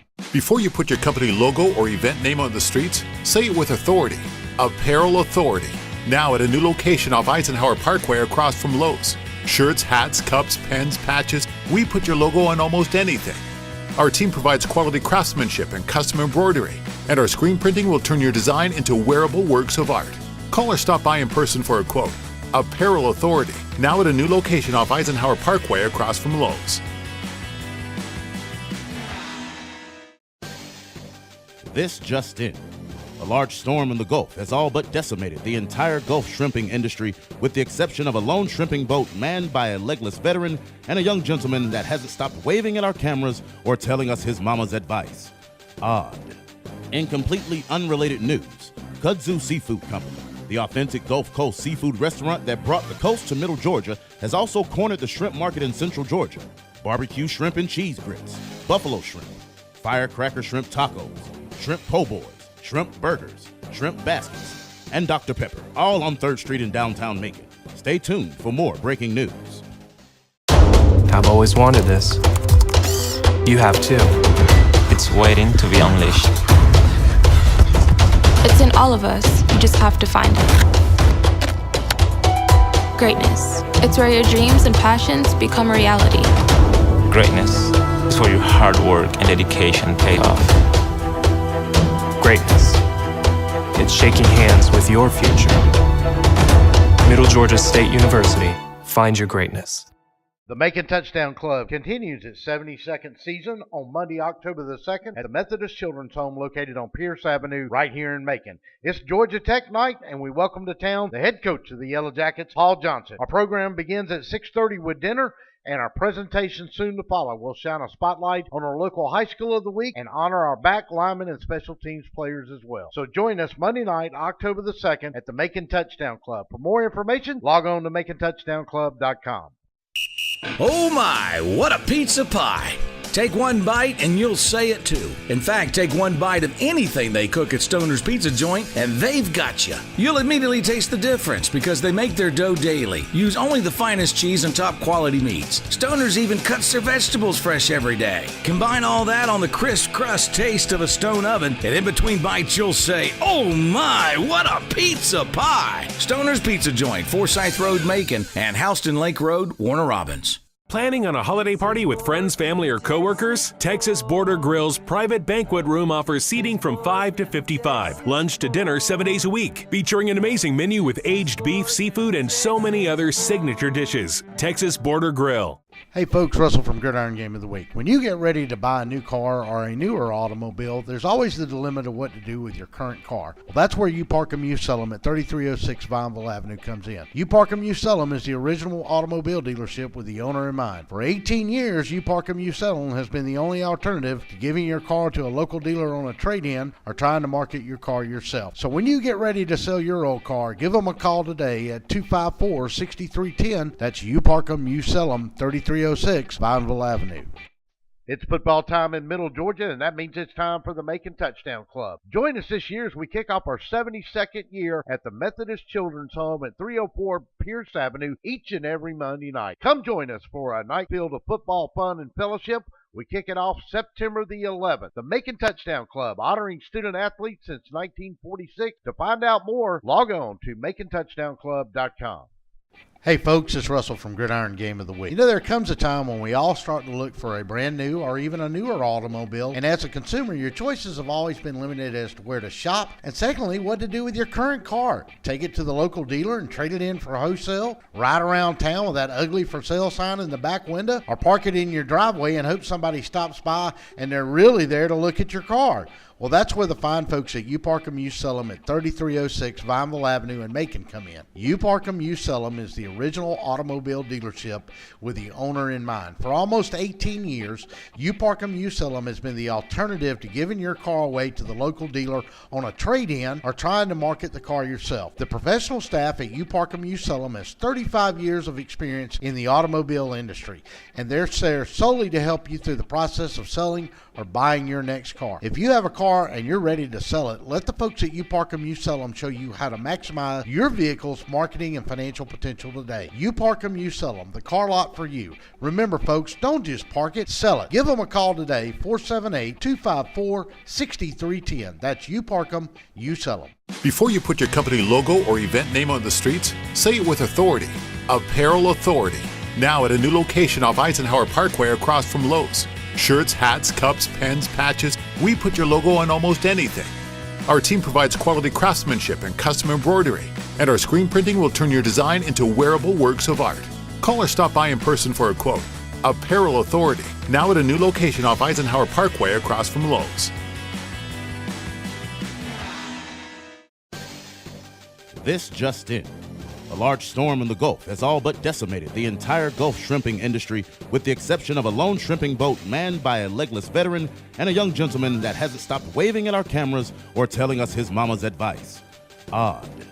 In completely unrelated news, Kudzu Seafood Company, the authentic Gulf Coast seafood restaurant that brought the coast to Middle Georgia, has also cornered the shrimp market in Central Georgia. Barbecue shrimp and cheese grits, buffalo shrimp, firecracker shrimp tacos, shrimp po' boys, shrimp burgers, shrimp baskets, and Dr. Pepper, all on 3rd Street in downtown Macon. Stay tuned for more breaking news.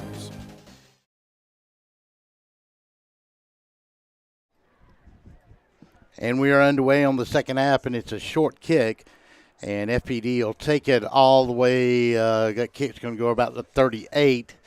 Number 24, Matthew Hurt, a freshman on the return. Coach, how about giving us some halftime stats on what you had? Okay, first downs, Tattnall had 10, Twiggs had 4. Rush yards, FPD 63, Twiggs 19. And pass yards, FPD 214 and Twiggs 76. So both of them are moving the ball better through the air than they are on the ground. So FPD had a couple of opportunities late in that first half. Were not able to put any points on the board thanks to a stiffening Twiggs defense, and they're going to run it up the middle with Griffin Brown, and he's going to go from the 40 all the way out to the 48. Let's get you caught up on a couple of scores. We got 32-0. Jones County leads their game. They open region play at home tonight against Hampton. Coffee leads undefeated Warner Robins 27-21. That's at the half as well. The only other score I had, Tattnall led Wilkinson County. I believe this was in the third, 28-0. So on a 2nd down and 3, Dalton Cox is going to go under center out of an I formation, going to leave with his tailback Josh Raines, and he's got plenty of room to run, get it outside. 40, cuts inside 30, going to get dragged down about the 27-yard line, and that's a big first down, about a 20-yard pickup that time by Josh Raines, and Coach just needs to kind of run the ball here. That's right. The first play with Griffin Brown carrying is the same option play that Dalton kept it on earlier, and he read the give, and Griffin got 8 yards. And then just a great run by Josh Raines there, reading his blocks on the zone. First down and 10, puts the ball at the 26-yard line. They'll stay in an I. Wideouts to either side. Titus Moore will be to this side. Maurice Gordon to the other. Going to leave it with the tail fullback this time. And again, a big run by Griffin Brown, and they just feeding it to the fullback now. Coach is maybe Twiggs County keying on Josh Raines, thinking he's going to tote the rock. And Griffin Brown's hitting the hold awfully quick and picking up big yardage as he does. Well, that's the same midline option where you don't block the defensive tackle. And if the defensive tackle doesn't take the fullback, then you're going to give it every single time.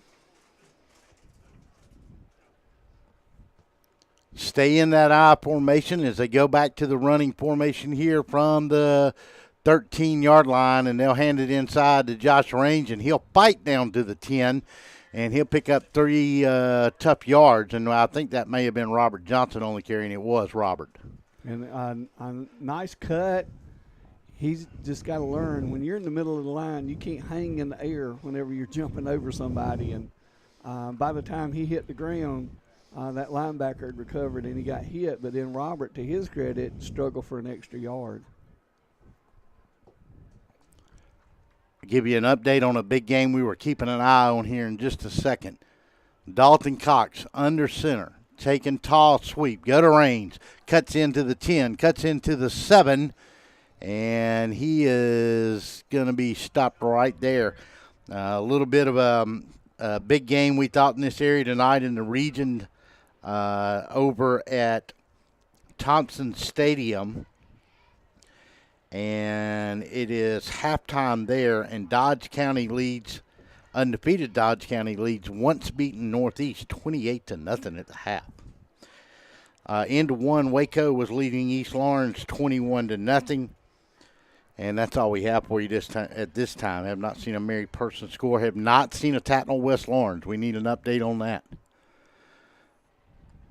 Howard West Lawrence. Going to throw it and just turn around.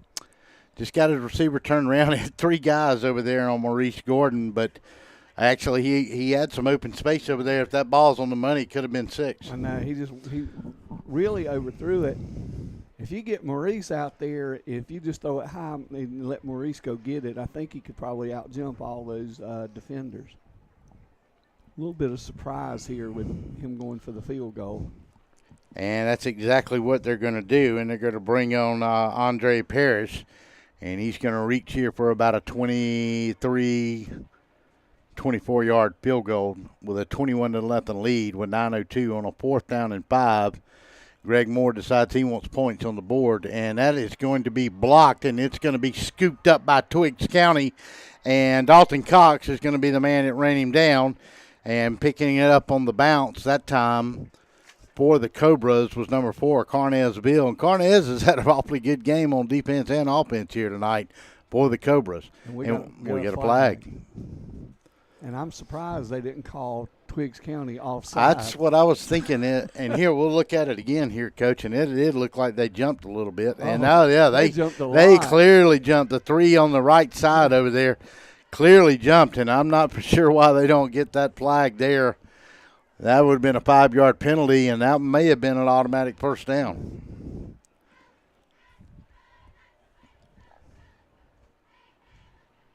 Well, I don't know. The ball was on the 8, so were they going half the distance on that? No, it's a 5. It's a 5. Dead ball foul, personal foul against FPD, 15 yards. So they're going to keep possession. Twiggs County was clearly offside on the right side on the field goal attempt. And from the 42-yard line, they're going to mark off 15 big yards. And that's going to take it to about the 43, I think. Is that right? Yes. 44-yard line of the Vikings. That's a huge miss by that linesman. I mean, clearly offside and no call. I don't know what the linesman was looking at. Halftime, yes, we had that Wilkinson County Tatnall score 28-0. The other score we were trying to find out there was Howard and West Lawrence, and we'll see if we can't get an update on that.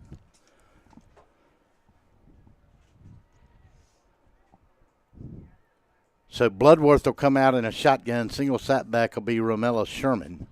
And they'll go to the Sherman, the big back, who's had some room to run. He reaches forward from the 43, gets across the 40. They're actually going to mark him maybe a little short of the 40. Now they'll put him dead on it.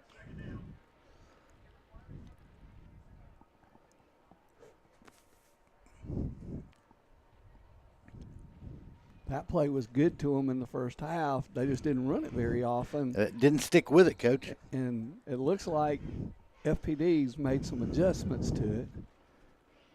Pick up a 3. We've got an official timeout. I'm not sure if there's something on the ball there, or let's see, maybe that's Twiggs County's ball there, and the other one belongs to FPD, and I think that is the case. Which is much ado about nothing. Hey, I guess, football is a football. Yeah. They like to lay the laces lay on theirs and whatever. And we got a timeout by Twiggs County early here on this possession, and I guess Coach Harris doesn't want to make a mistake. So they're going to take 30. We'll take it with them. 21-0 is your score. We'll be back.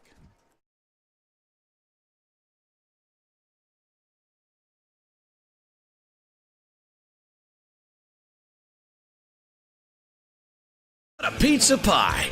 Take one bite and you'll say it too. In fact, take one bite of anything they cook at Stoner's Pizza Joint and they've got you. You'll immediately taste the difference because they make their dough daily, use only the finest cheese and top quality meats. Stoner's even cuts their vegetables fresh every day. Combine all that on the crisp crust taste of a stone oven, and in between bites you'll say, "Oh my, what a pizza pie!" Stoner's Pizza Joint, Forsyth Road, Macon, and Houston Lake Road, Warner Robins.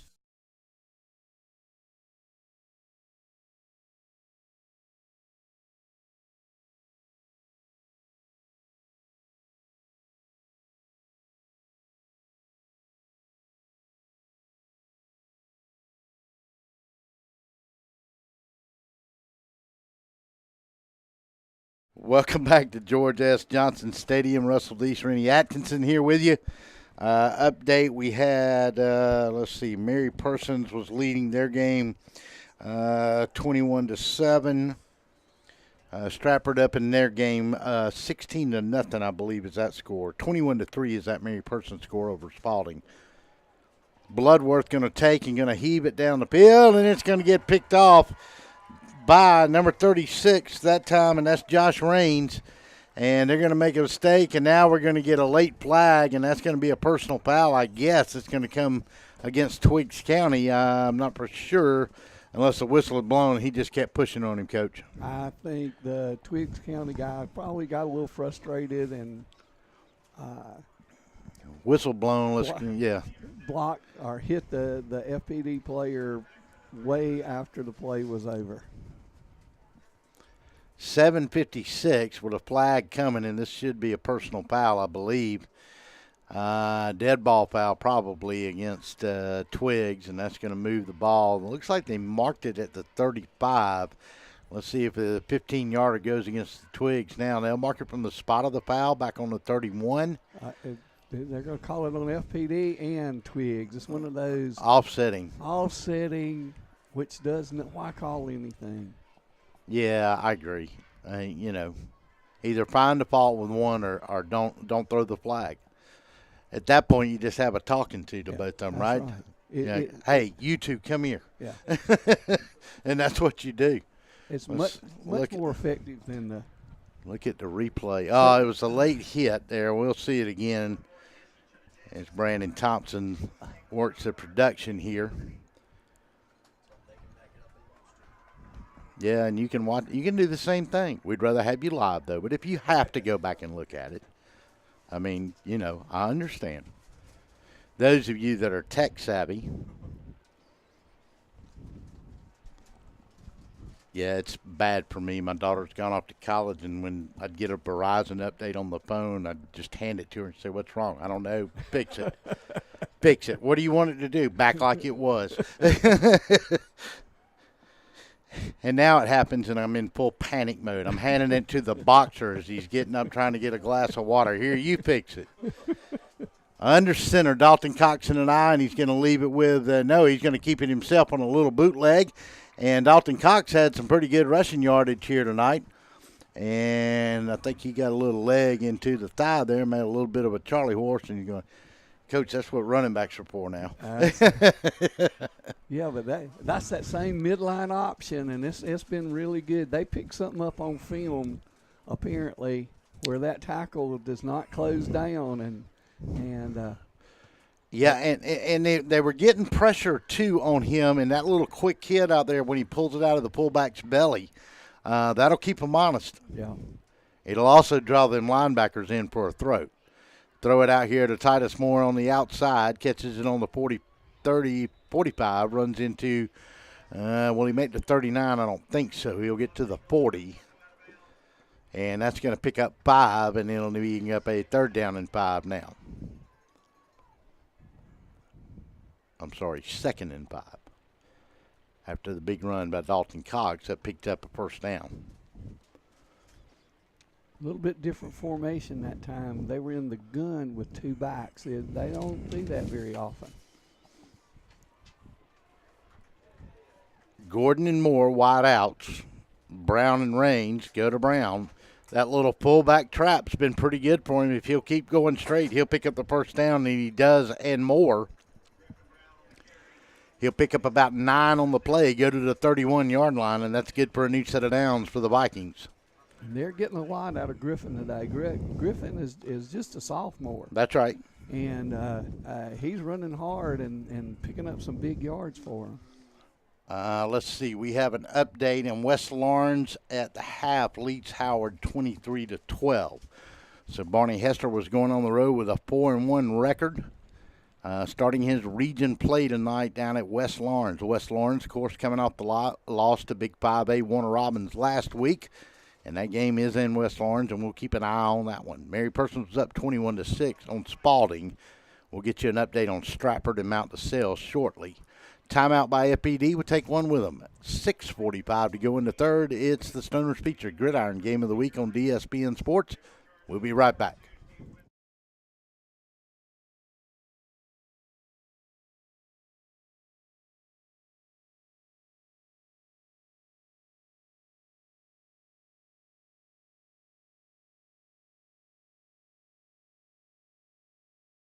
It's football time in Middle Georgia, and that means it's time for the Macon Touchdown Club. Join us this year as we kick off our 72nd year at the Methodist Children's Home at 304 Pierce Avenue each and every Monday night. Come join us for a night filled of football fun and fellowship. We kick it off September the 11th. The Macon Touchdown Club, honoring student athletes since 1946. To find out more, log on to MaconTouchdownClub.com.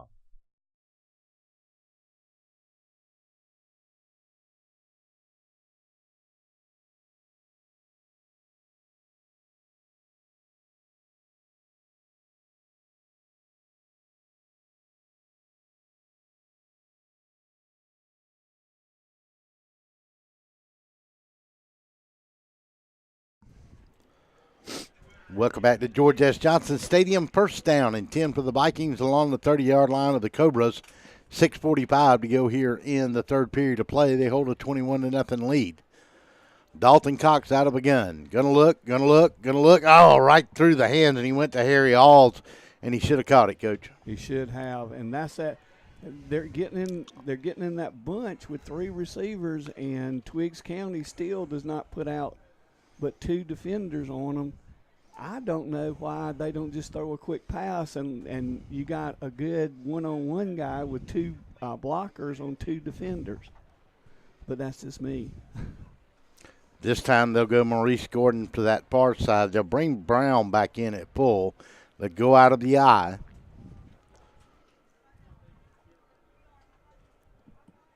Titus Moore to this near side.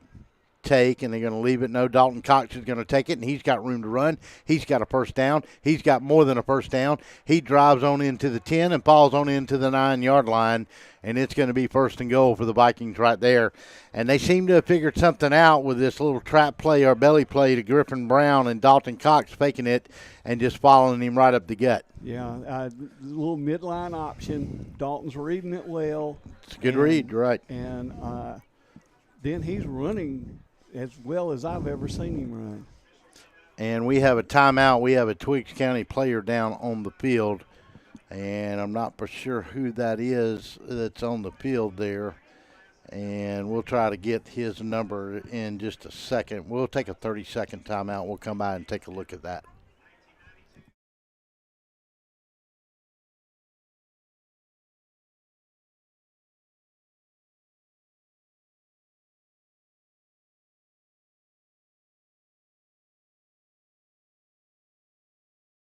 Or a newer automobile, there's always the dilemma of what to do with your current car. Well, that's where You Park 'Em, You Sell 'Em at 3306 Vineville Avenue comes in. You Park 'Em, You Sell 'Em is the original automobile dealership with the owner in mind. For 18 years, You Park 'Em, You Sell 'Em has been the only alternative to giving your car to a local dealer on a trade-in or trying to market your car yourself. So when you get ready to sell your old car, give them a call today at 254-6310. That's You Park 'Em, You Sell 'Em, 3306 Vineville Avenue.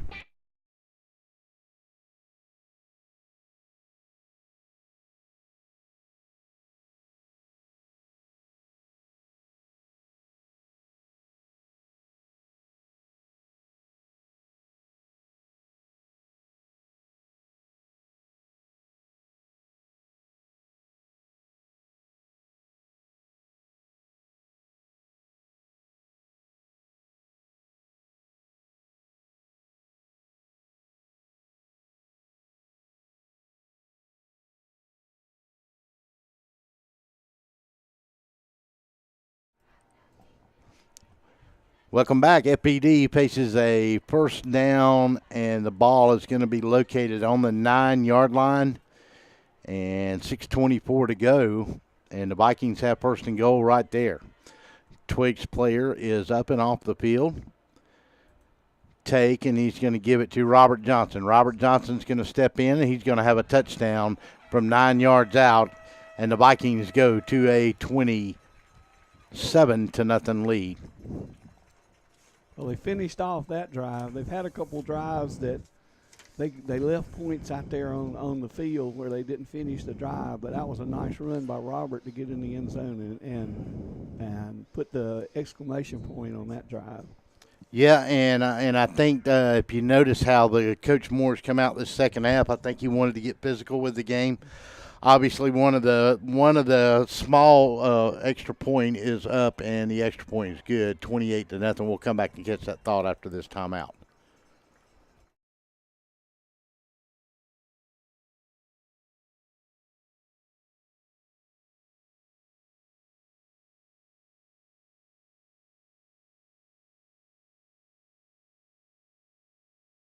Russell from Gridiron Game of the Week. When you get ready to buy a new car or a newer automobile, there's always the dilemma of what to do with your current car. Well, that's where You Park 'Em, You Sell 'Em at 3306 Vineville Avenue comes in. You Park 'Em, You Sell 'Em is the original automobile dealership with the owner in mind. For 18 years, You Park 'Em, You Sell 'Em has been the only alternative to giving your car to a local dealer on a trade-in or trying to market your car yourself. So when you get ready to sell your old car, give them a call today at 254-6310. That's You Park 'Em, You Sell 'Em, 3306 Vineville Avenue.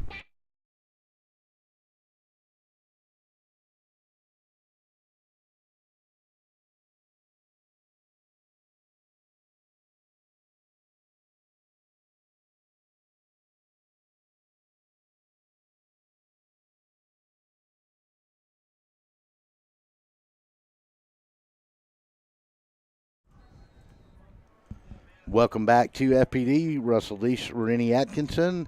FPD has scored again at the 6:07 mark, and they'll kick it away. Twiggs County will take it along the 4-yard line. Come back this way, get across the 15, 20, 25, and he has got the kicker to beat, and he's got a lead blocker. Can he go all the way? And he's going to get run down on the FPD 15-yard line, and a great return that time for the Twiggs County Cobras, and that was Titonio Smith on the return for the Cobras. That was a nice job by Andre Parrish, the kicker, because he, instead of letting the guy go all the way down the sideline and just watch him score, Andre ran in front of him and forced him to cut back. Turned him back in. Into guys who could actually tackle him. And save the touchdown, yep. Essentially. Because once he turned him back in, the lead blocker couldn't come back to help him, and then finally FPD had somebody that caught up with him. I don't think you're going to see FPD kick it deep again. Well, either that or they're going to kick it into the end zone. Yeah. Well, I don't think Andre can quite get it there yet. So Smith will go wide out to the far side. To this side will come Mustafa Muhammad. Under center will go Seth Bloodworth. Single setback will be Sherman.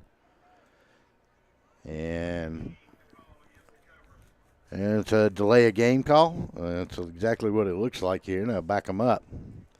5.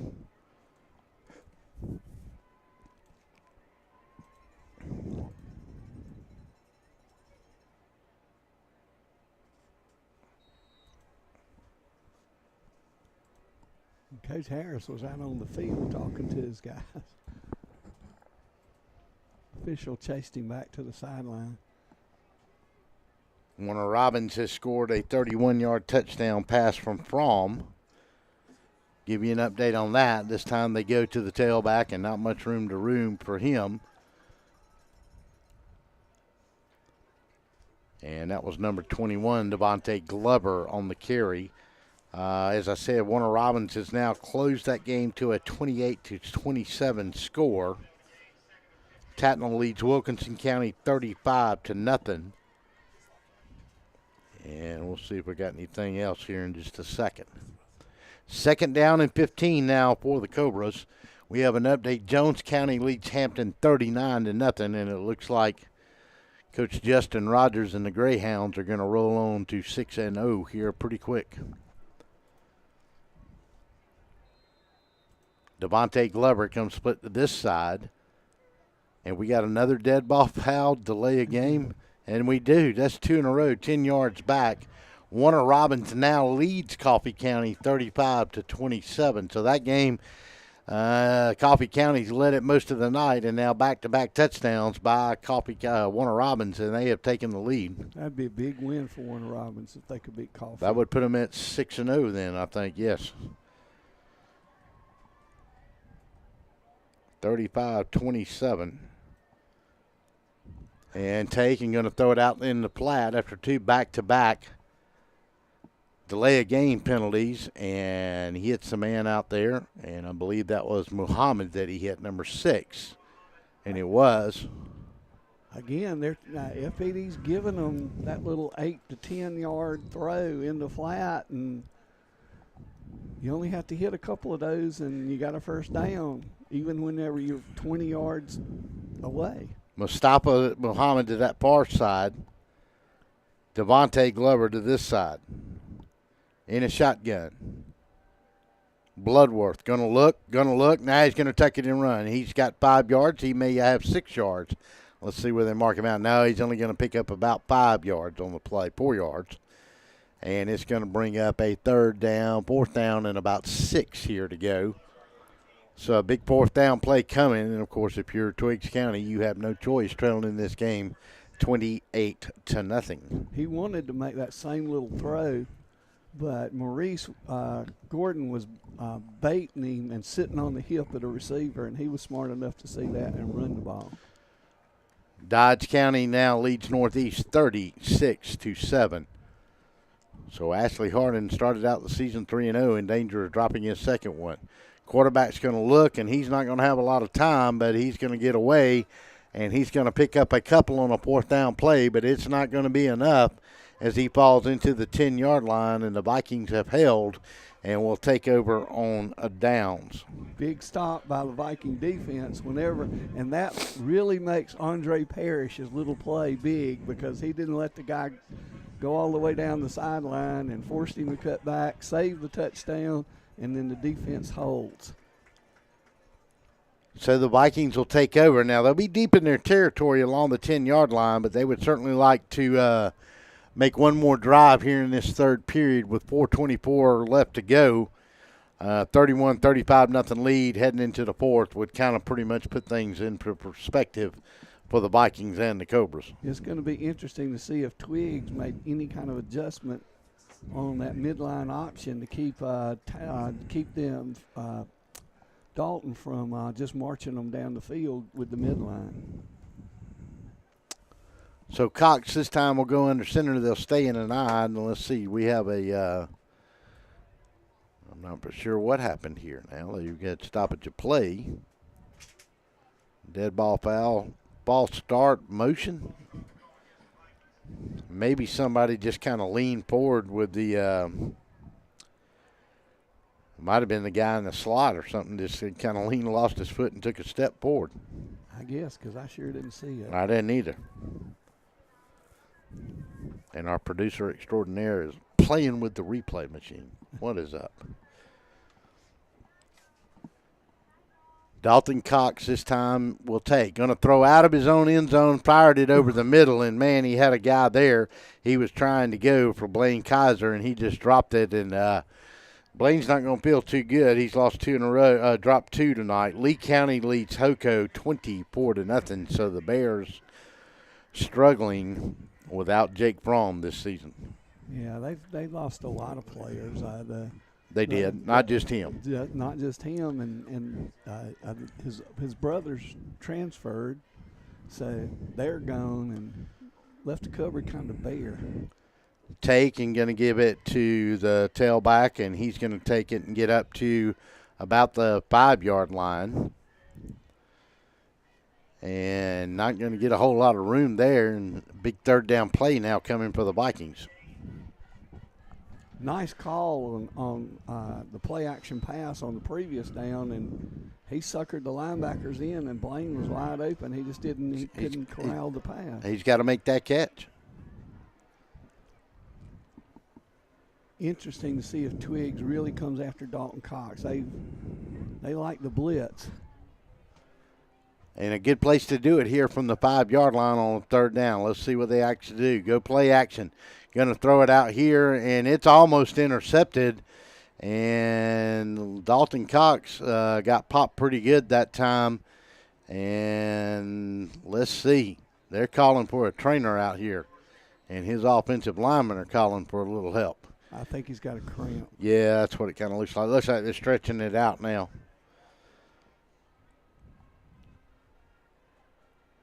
And let's check and make sure. That's all it is, and that is it. And it's actually now the sun's gone down. It has cooled off. It is a little humid out there still. But finally they say we're going to get a break in this weather. I mean, here we are sitting October 1st in the morning, and it's in 2 days, and you know, we hit 94, 95 again today with a little humidity, and man, I'm ready for it to go away. Yeah, having middle schoolers out there practicing in that 94-degree heat on Wednesday, and they took it real well. It was a little rougher on me. Yeah. Y'all run that drill again. Coach is going to sit down over here for a minute. I got to go look at some of my charts. I'll be right back, right? So Dalton Cox is going to come limping off the field, and I think it is just a cramp. But they want to get that massaged out in a hurry if they can. So the Vikings on a 4th down play are going to have to kick it away here. And the thing is, Dalton's the punter, and so they're going to have to go to their number 2 punter. And that's going to be Brady Garrison? Yes. And Brady's just a freshman, and he's punting from his end zone. Yeah, not a lot of pressure there, is there? Back, DeCorius Brown will be one of your deep men, along with number 21 for the Cobras, and that is Devontae Glover. So here's the snap. Punter gets it. Line drives it, and get a little bit of a Viking roll, and Cobra's going to drop it on the ground. But they're still going to pick it up, and that's number 9, DeCorius Brown, back with the return, and he's going to get a good return. And the ball is going to be, let's see where they place it at, along the 33-yard line. Yeah, that's where it's going to be. And the Cobras are going to take over with 3:15, trailing 28-0. Brady's father, Michael, played for me at Tatnall. He was a starting corner on the state championship game. Wow. Team. Gets to be generational. You know, you know, we're getting a little mature there, Coach. Let's see. I don't have anything else. Mary Persons leads Spalding 28-11. Bloodworth going to leave it with his big tail back, and he's got room to run, and he's going to go from the 34-yard line, and Sherman's going to take it all the way in to the 23-yard line, and that's enough for a first down. That's a 12-yard pickup. Make that 11-yard pickup, and a good gain for him. 31-0 now, Lee County over Houston. That's a nice little inside trap, and one of the few times they did catch FPD's defensive tackle. Bloodworth going to roll to his right, and he had a man in the end zone and a good play over there that time by number 2, and that was Marcus Gordon that knocked that away because he had a man open behind the coverage in the end zone, and big Marcus just went up there and climbed the ladder and knocked that one away. Got an update here. Let's see. And it was 28-11. Heading to the fourth quarter, Stratford over Mount LaSalle's 23-0. Warner Robins still up 35-27 last we had in that game.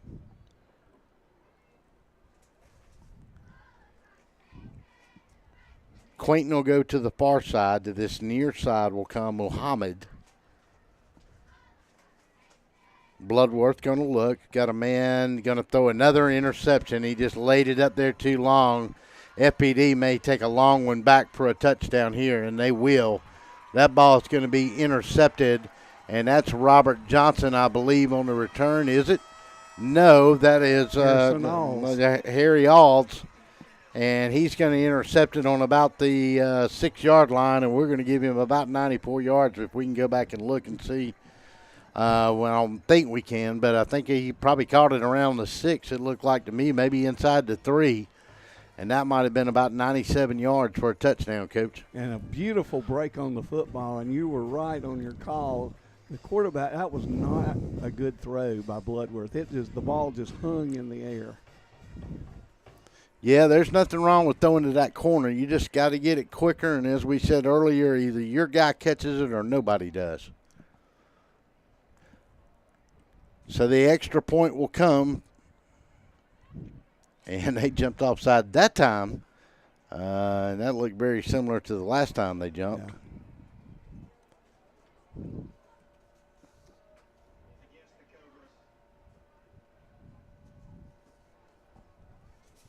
We'll get the official word on the length of that interception in a second.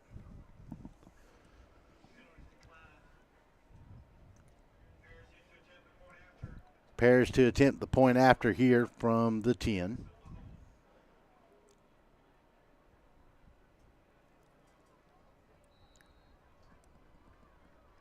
.227 to go in the third. Snap's a little high. Kick is up, and the kick is good. So timeout on the field. 2:27 to go in this one, and it's 35-0 Vikings. We'll be back after this timeout.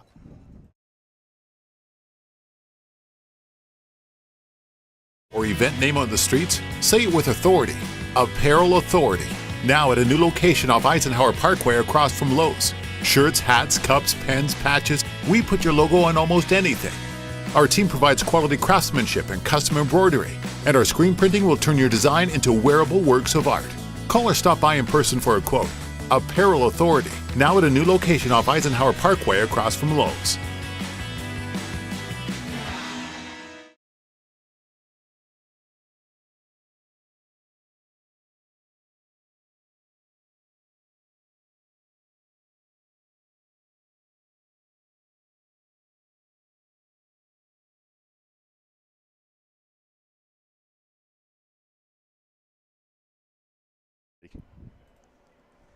So welcome back as the Vikings get ready to kick it off here. Parrish will do the honors, and the ball will fall off the tee.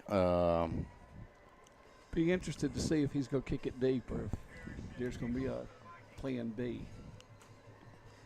Coach Rennie Atkinson's got us an update on the interception return. We'll get to him right after this by Harrison Alls. The Cobras will take it along the 9, bring it across the 20, and he's going to get outside and going to get to about the 22 or 23. And, Coach, what you got on Harrison Alls' interception? Officially, it's an 87-yard return, although I agree with you. It looked longer than 87 yards. Yeah, I really thought that it was inside the 10 when he caught that ball. I did too. Unfortunately, we didn't have a replay on that particular play. But, hey, 87, 97, who's going to complain, right? That's a good play for the night from your defensive back.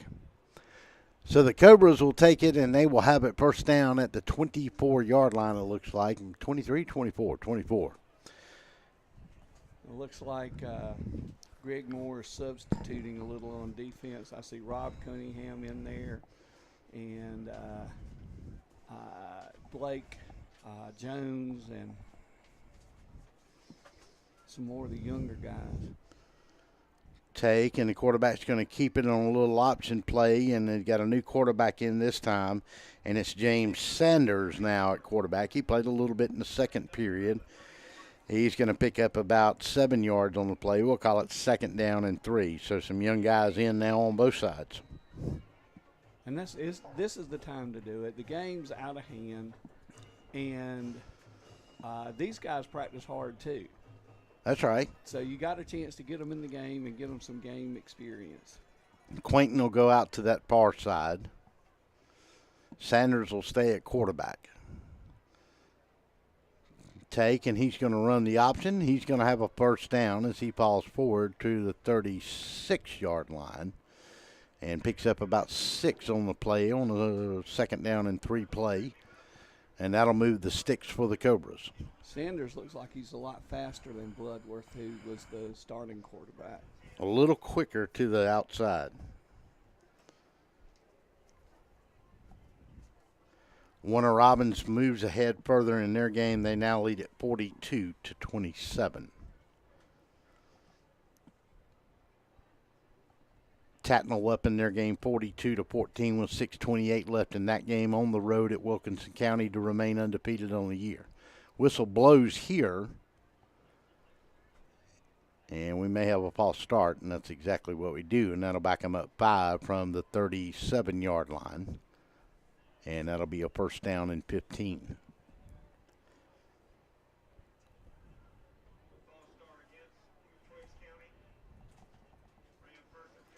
And it looks like Stratford has gone up 30-0 in their game. Jones County now has taken the lead 42-0. A little concern out of Jones County if Drake Bolus may have gotten hurt in that game. Oh, Teldrick Ross, their quarterback. Oh, goodness. That's not good, because between him and Drake Bolus, they've been tearing it up this year. So we'll keep an eye on that. Have an opportunity, of course, over the weekend to talk to Justin Rogers and see what we can find out. Take and going to throw it out in the flat, and it's going to be high, and he got good pressure that time by number 52 for the Vikings who got in there, and that's Ty Turley, a junior lineman. Ty kind of got up in the air, kind of a tall, rangy guy, and made the quarterback had just put too much height on it, Coach. Yeah, and I don't think Sanders is quite the passer that Bloodworth is. I think that's the trade-off that Coach Harris has at quarterback. He's got one quarterback who runs better and one quarterback who throws better. And Bloodworth will come back in now on this 2nd down and 15 play. Ball on the 32. Send the wideouts to this side. Go to split backfield, and he's going to leave it with number 7, Smith, who's kind of been their offensive weapon really here tonight, to Tonio Smith.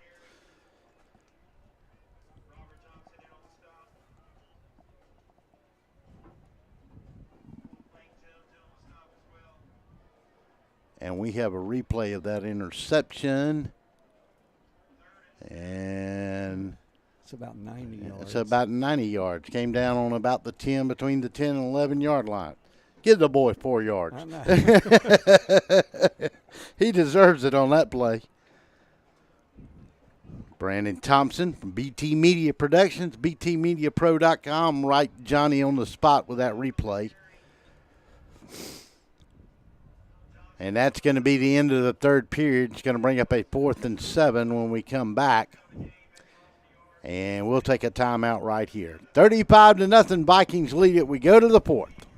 We'll be back.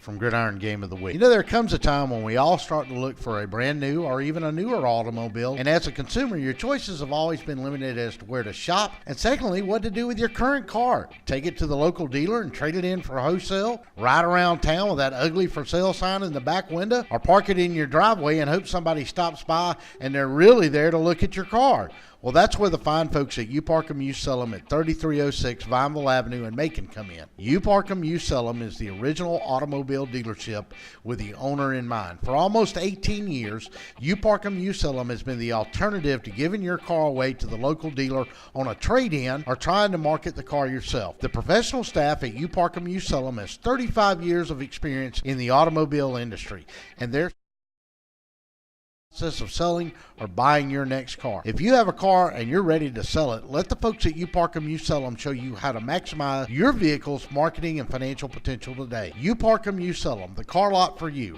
Remember, folks, don't just park it, sell it. Give them a call today, 478-254-6310. That's You Park 'Em, You Sell 'Em.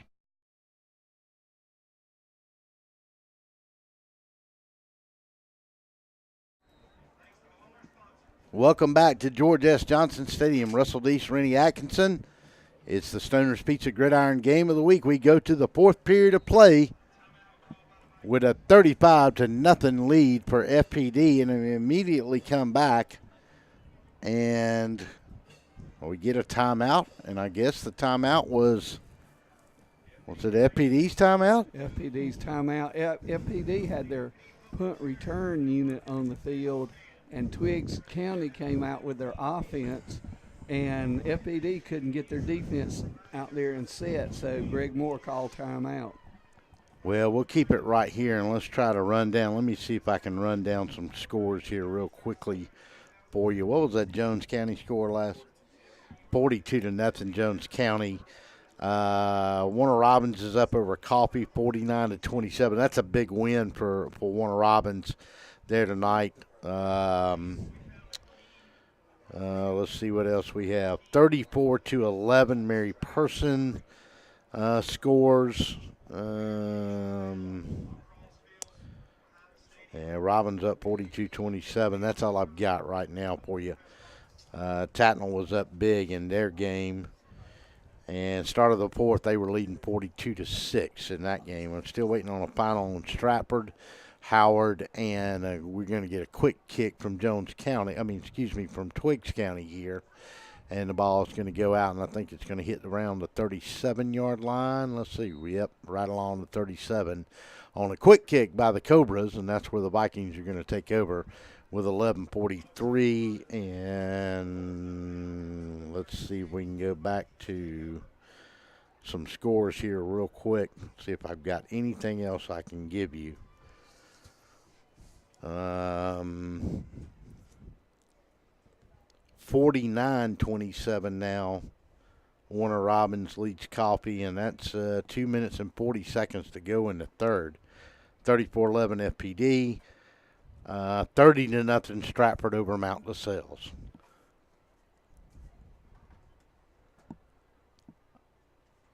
Under center, and they're going to give it inside to the fullback once again, and he's not going to get very far. Griffin Brown, he's going to get back to the line of scrimmage, and that's all the Cobras are going to allow him to get. Dalton Cox is back in the game for FPD, but looks like he's limping a little bit to me. It's hard when you cramp, and yeah, he's favoring that leg. He's just when you cramp, it's hard to come back and be 100%. Yep, and as you said, Coach, he seems to be favoring it just a little bit. Josh Range.ci. Take, and they'll go to range. He'll step in, get to the 40, get to the 41, get to the 42. He'll pick up about 5 yards on the play. We'll call it 3rd down and 5. Number 4 in on the tackle, Carnez Bill, and Bill has had a good night for the Cobras from his outside linebacker position. Josh Range will check out. Robert Johnson will come in now at tail. Griffin Brown will stay at full.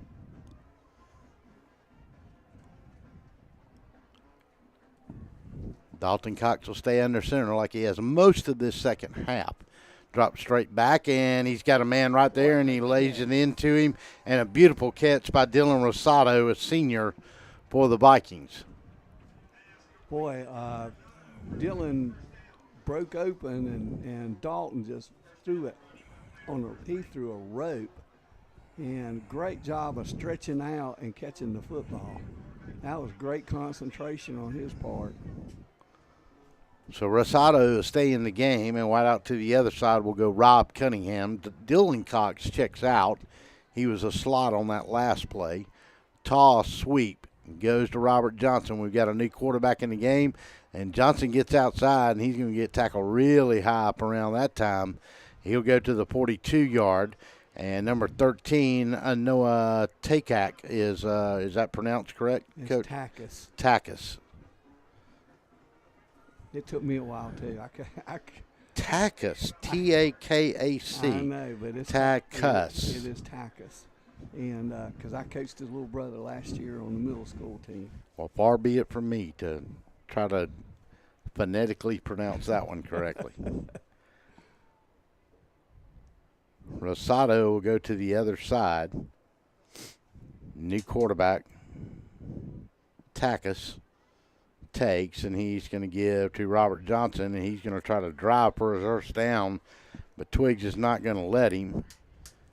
And for them, in there on the tackle was number 2, Thomas Curry. Thomas had a few good tackles tonight as well, too. Number 21, Rob Cunningham, kind of comes limping out of there, Coach.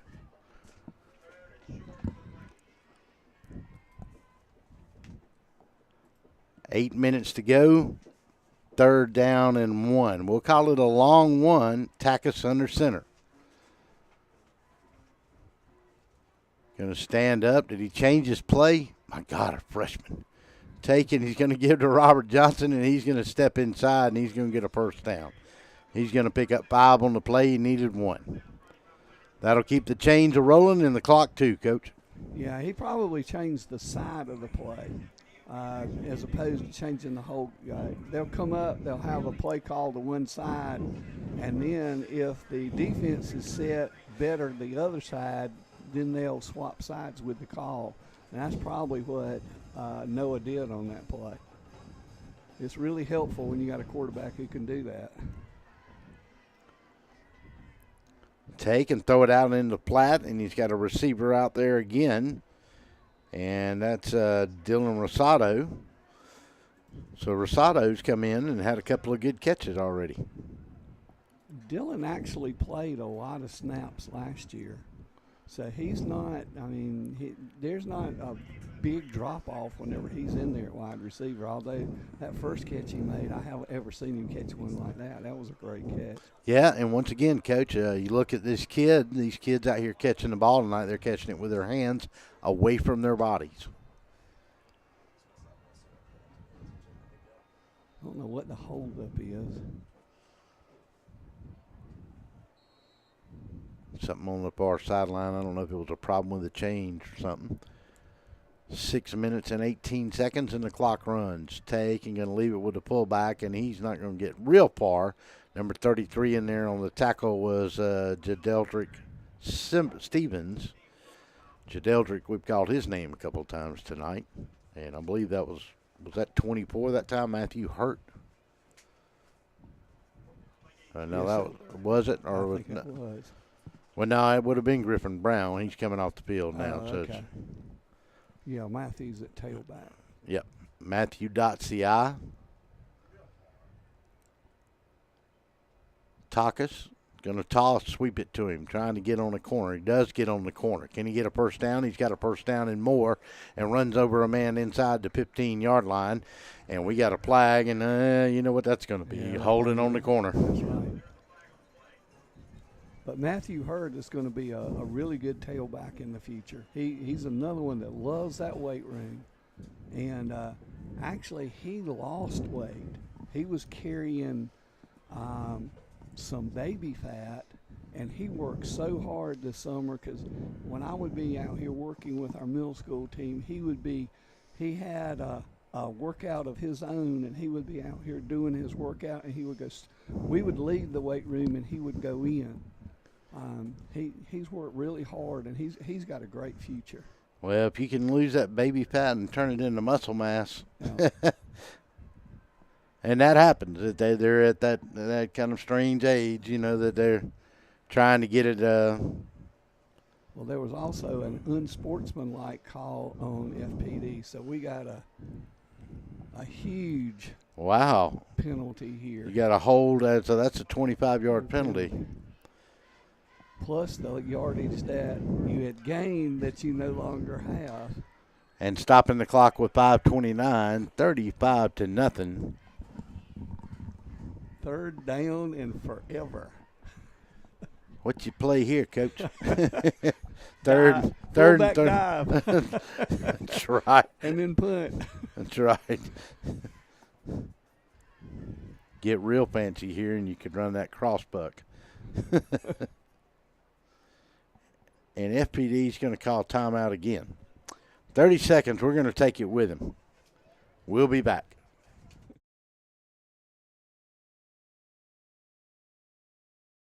What a pizza pie! Take one bite and you'll say it too. In fact, take one bite of anything they cook at Stoner's Pizza Joint and they've got you. You'll immediately taste the difference because they make their dough daily, use only the finest cheese and top quality meats. Stoner's even cuts their vegetables fresh every day. Combine all that on the crisp crust taste of a stone oven, and in between bites you'll say, "Oh my, what a pizza pie!" Stoner's Pizza Joint, Forsyth Road, Macon, and Houston Lake Road, Warner Robins.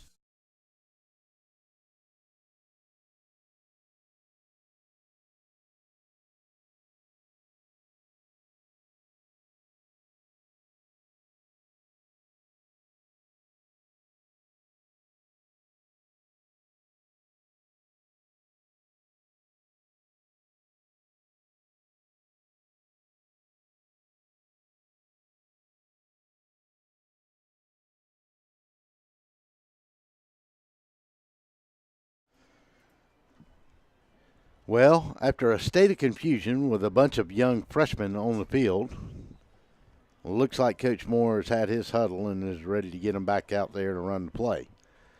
Third down and next week, 3rd and 31 with the Trojans. Got a holding call and then got a personal foul call to go with it.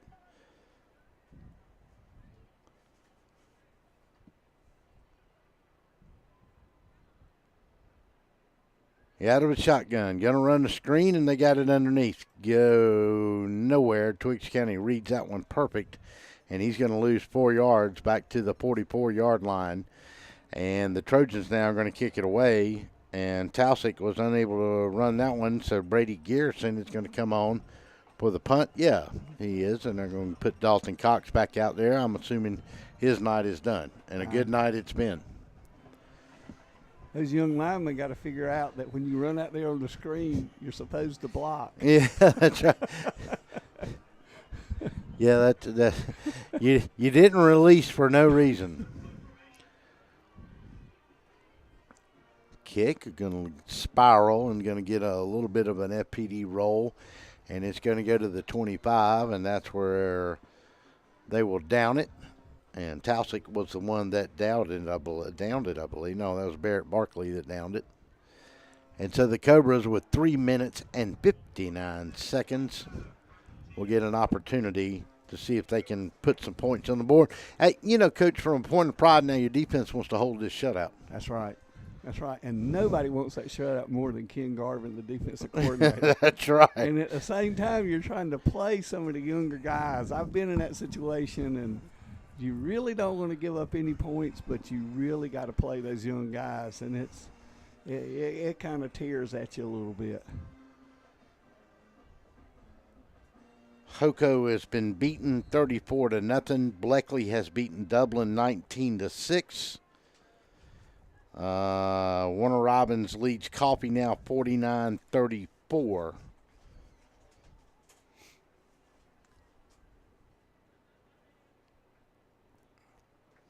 Taking going to leave it with a tailback. He's going to get inside and get back to about the line of scrimmage, and that's about as far as he's going.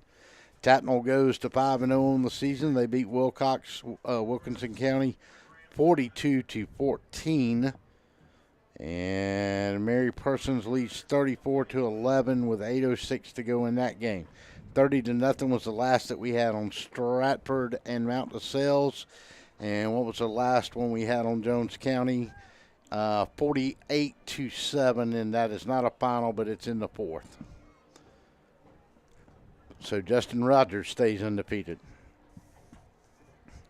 Greg Moore and the Vikings with an opportunity to move to 4-1 here tonight, and it looks like they will with 2 minutes and 19 seconds to go. We've got a timeout. One more. We'll take it with them. 30-second timeout. Your score, 35-0. FPD leads it. 2 minutes left to go in this one. We'll be back.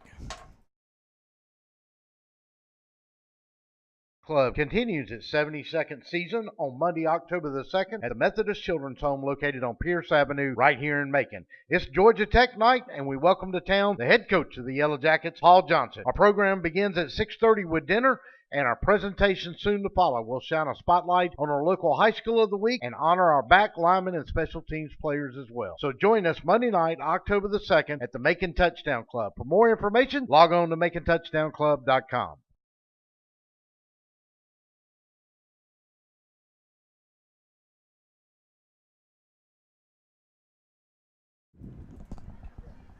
Welcome back to George S. Johnson Stadium on the campus of First Presbyterian Day School. It is homecoming weekend, honoring a bunch of classes here from years back. A lot of folks in attendance tonight. Beautiful homecoming court spectacle on the field.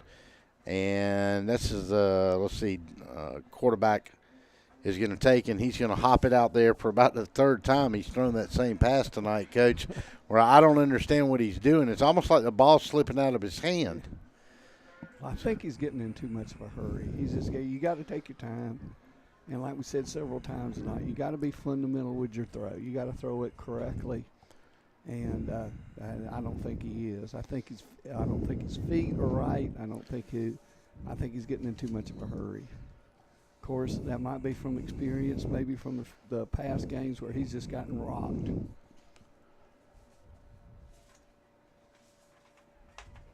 So this time Bloodworth is going to roll right, going to throw it down the field, and it's going to be picked off.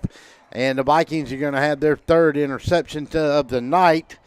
And they're going to have, is that Josh Raines with it? It is Raines. That's 25, I think. Oh, okay. Well, let's check it and see here. Yeah, that's Jordan Jones. He's just a freshman. Another one with just tremendous potential. So 60 seconds to go in this one, and we can wrap it up here on homecoming night at FPD. It's always good to win that homecoming game. That's the way coaches keep their jobs. Yeah, on every level until you get to the NFL. That's right.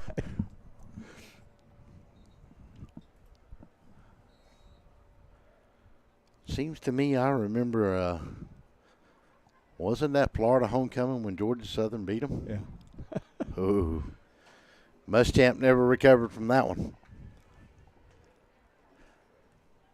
So with 20 seconds to go in this one, the Vikings will snap it one more time, and the quarterback are going to take a bootleg. And we've got a new quarterback in the game, and that is number 10, and I'm not sure who that is. As we'll get back over here to our roster sheet as we are Ingram. Parker Ingram, yes, and we want to give these young men a chance to get recognized. So, your final from FPD, 35-0. We'll take a 30-second timeout, and we'll wrap it up from George S. Johnson Stadium. It has been the Stoner's Pizza Gridiron Game of the Week on DSPNSports.com. We'll wrap it up when we come back.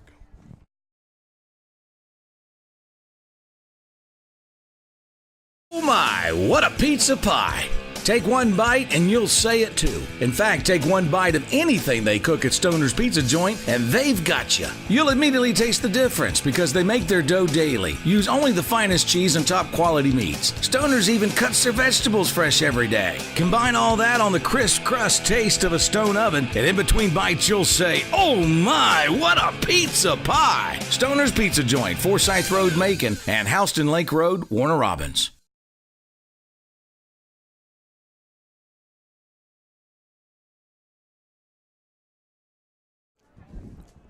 Welcome back to George S. Johnson Stadium. It's homecoming night at FPD. The Vikings win it here at Austin Childers Field. We'll recap the scoring quickly for you in the first. At 7:48 to go. It was Dalton Cox on a 1-yard run. The extra point by Parrish was good. Vikings led it 7-0. They scored again at the 51-second mark. It was Dalton Cox on a 12-yard touchdown pass to Titus Moore. The extra point was good. Vikings went up by a score of 14-0. Then at the 10-minute and 35-second mark of the second period, it was Cox to Titus Moore again, but this time it was 54 yards, and the Vikings went into the half, leading it at 21-0. A couple of other opportunities late in that second period. The Vikings turned the ball over, could not get it into the end zone, and this one could have got away real quick for the Vikings.